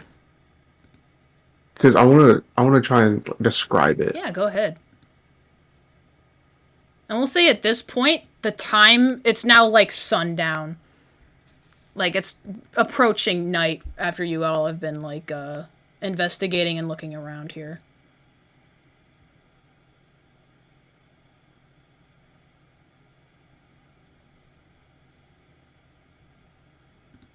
I'd like to use a very, like, precise slice from Farthe, almost like oscillating it or vibrating it, almost, his sword, against the casing that it looks like the person's in, almost like a cast saw, where it doesn't actually cut the person's skin because it's vibrating, but like it gets off whatever's on it. Okay, so you're gonna try and like saw at it? Saw at like the like wormish looking thing to see if there's any like person beneath it without hurting their skin. Okay. And like actually killing them. Okay, so you go ahead and you begin to cut at this thing. And it feels like rubbery, like flesh. It's actually, you would believe it's a similar texture from your sword cutting into this thing as you would have when you defeated that tentacle in the cave. There's a It's a similar texture. This thing, it looks like, from what you can discern, there's no human form left of this thing. This is merely a remnant of what this, like, it's merely like imagine you took a person and you took their skin off and their bones, and it's just like the nervous system attached to this scare. I can't fucking do this. How is this person restrained? They're sitting in the chair, and their arms are like the tentacles of this virus are like attached to the arms of the chair, and their back is also like attached to the chair. Like they're fixated and sitting in it. I can't fucking do this anymore. Emio is like just utterly like he's just so uncomfortable. Disgusted by this. He takes his gun out and shoots it. Okay. Oh, come on now. He's like Farthe, we need to. No, he doesn't shoot it, but he points his gun at it, and he's like, Farthe, we need to kill it. Listen, I understand that you can think like us, talk like us, and see like us, but there's more to life than just death. There has to be something more that we can do for this person. This isn't what we need to do. This isn't what we want.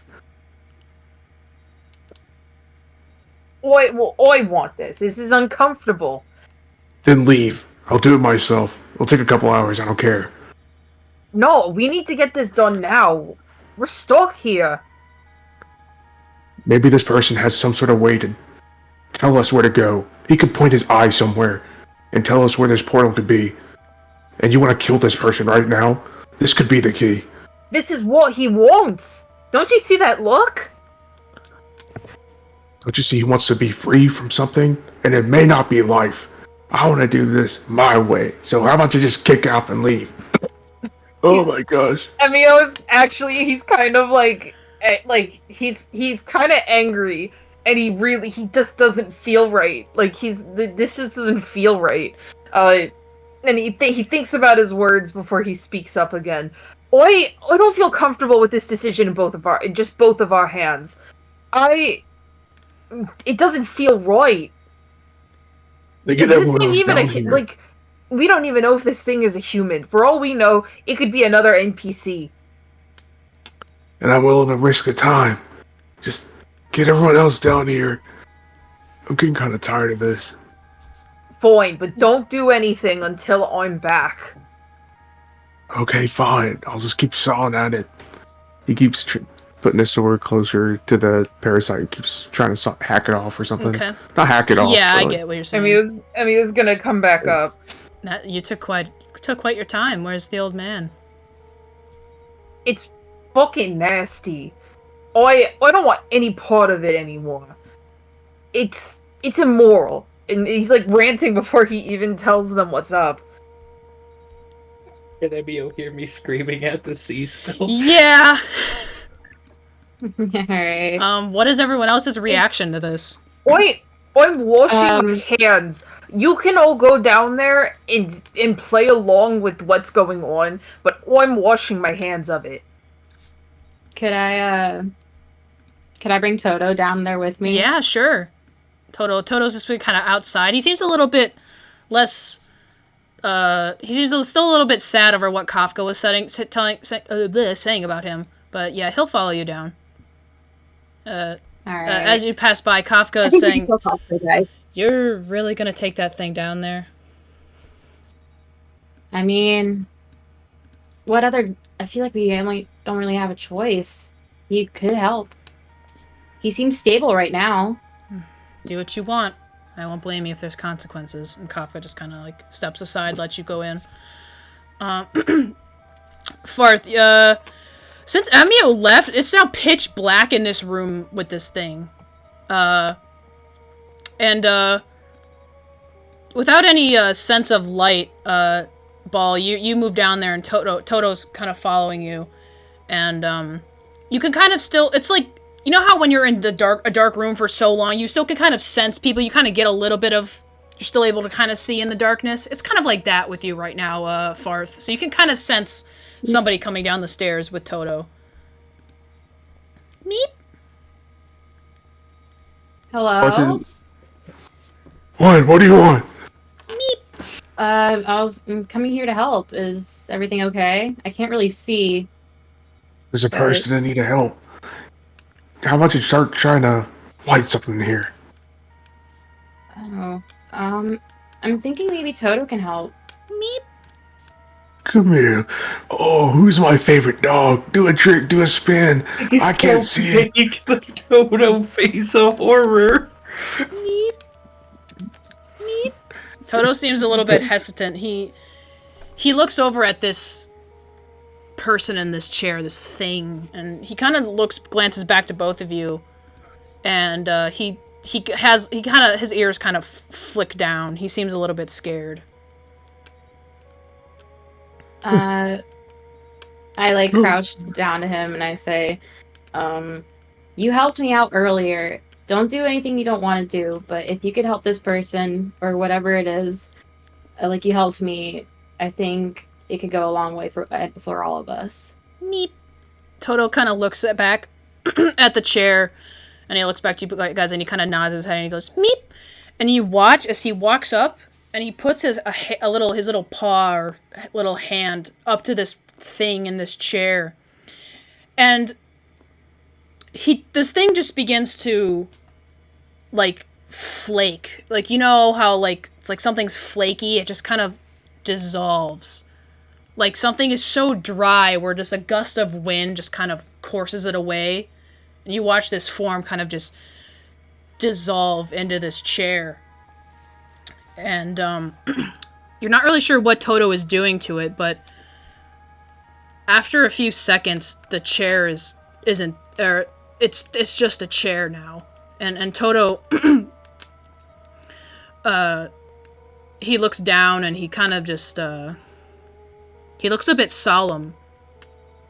And you can't really communicate with him that much. You know, all he can say is just a little bit of a meep, but in his expression and body language, you can kind of tell that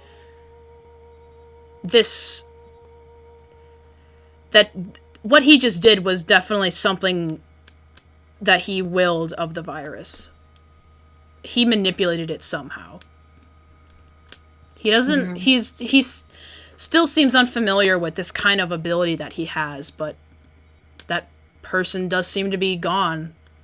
There's nothing in that chair. It's just an empty, dark room with a single chair. So it's not in the chair. It's just gone Yes, now. It's just it kind of just disappeared. flaked Okay. away. There's like little flakes on the ground that kind of just dissolve. Like Thanos snapped. Yeah, I got yeah. it. Alright. Could I do a perception check or something? Yeah, sure. Farthe, what would you like to do? Well, seeing as the person is gone and his sword probably just sunk into the chair, he just sinks his sword in the ground and just looks down. Looks defeated. With that perception, you see... Oh, what is it? Oh, yeah, okay. With that perception, in the chair, you see something kind of glimmer a little bit, and you go over to pick it up, and it's another greater healing potion. You don't know where it kind of came from, but if to presume, it looks like Toto might have willed it to be there. A what kind of potion? A greater healing potion. I believe it heals 4d4 plus 4 hit points when consumed. Holy shit! What? Alright, is there anything else you guys wanted to do before leaving? I look at Toto and I guess I look at Farthe and I ask Farthe have you seen him do something like this before? I'll be honest. I don't know anymore. I'm not sure. I don't think he is a wart trotter. He might just be in the body of one. But either way, he's been super helpful. There's something off about all this. I understand why Kafka is suspicious, but I don't know. Right now, it seems to be going way too well in our favor. I don't care. That's our dog, and he's gonna stay that way. Right, little Bow Wow, start flipping. Toto seems a yeah. bit more cheery. He kind of perks up and does a little flip for you, Farthe. Make like a burger and flip. Yeah. That makes me feel a little bit better now. I say under my breath, I hope he stays this way too, like our little dog. Mm-hmm. All right. Just so we don't have the session run on too long, we'll say you guys all meet up and kind of discuss what just happened. And All right, I'll stop yelling at the sea. Night falls, and it's time to set up a camp. Kafka says that she hasn't felt any storms, or she hasn't even really encountered the virus since her time here, so nights have been relatively peaceful. But if you guys would like to keep watch, that's fine. But you guys can kind of move in, and we'll say night will fall, and you guys will get a long rest.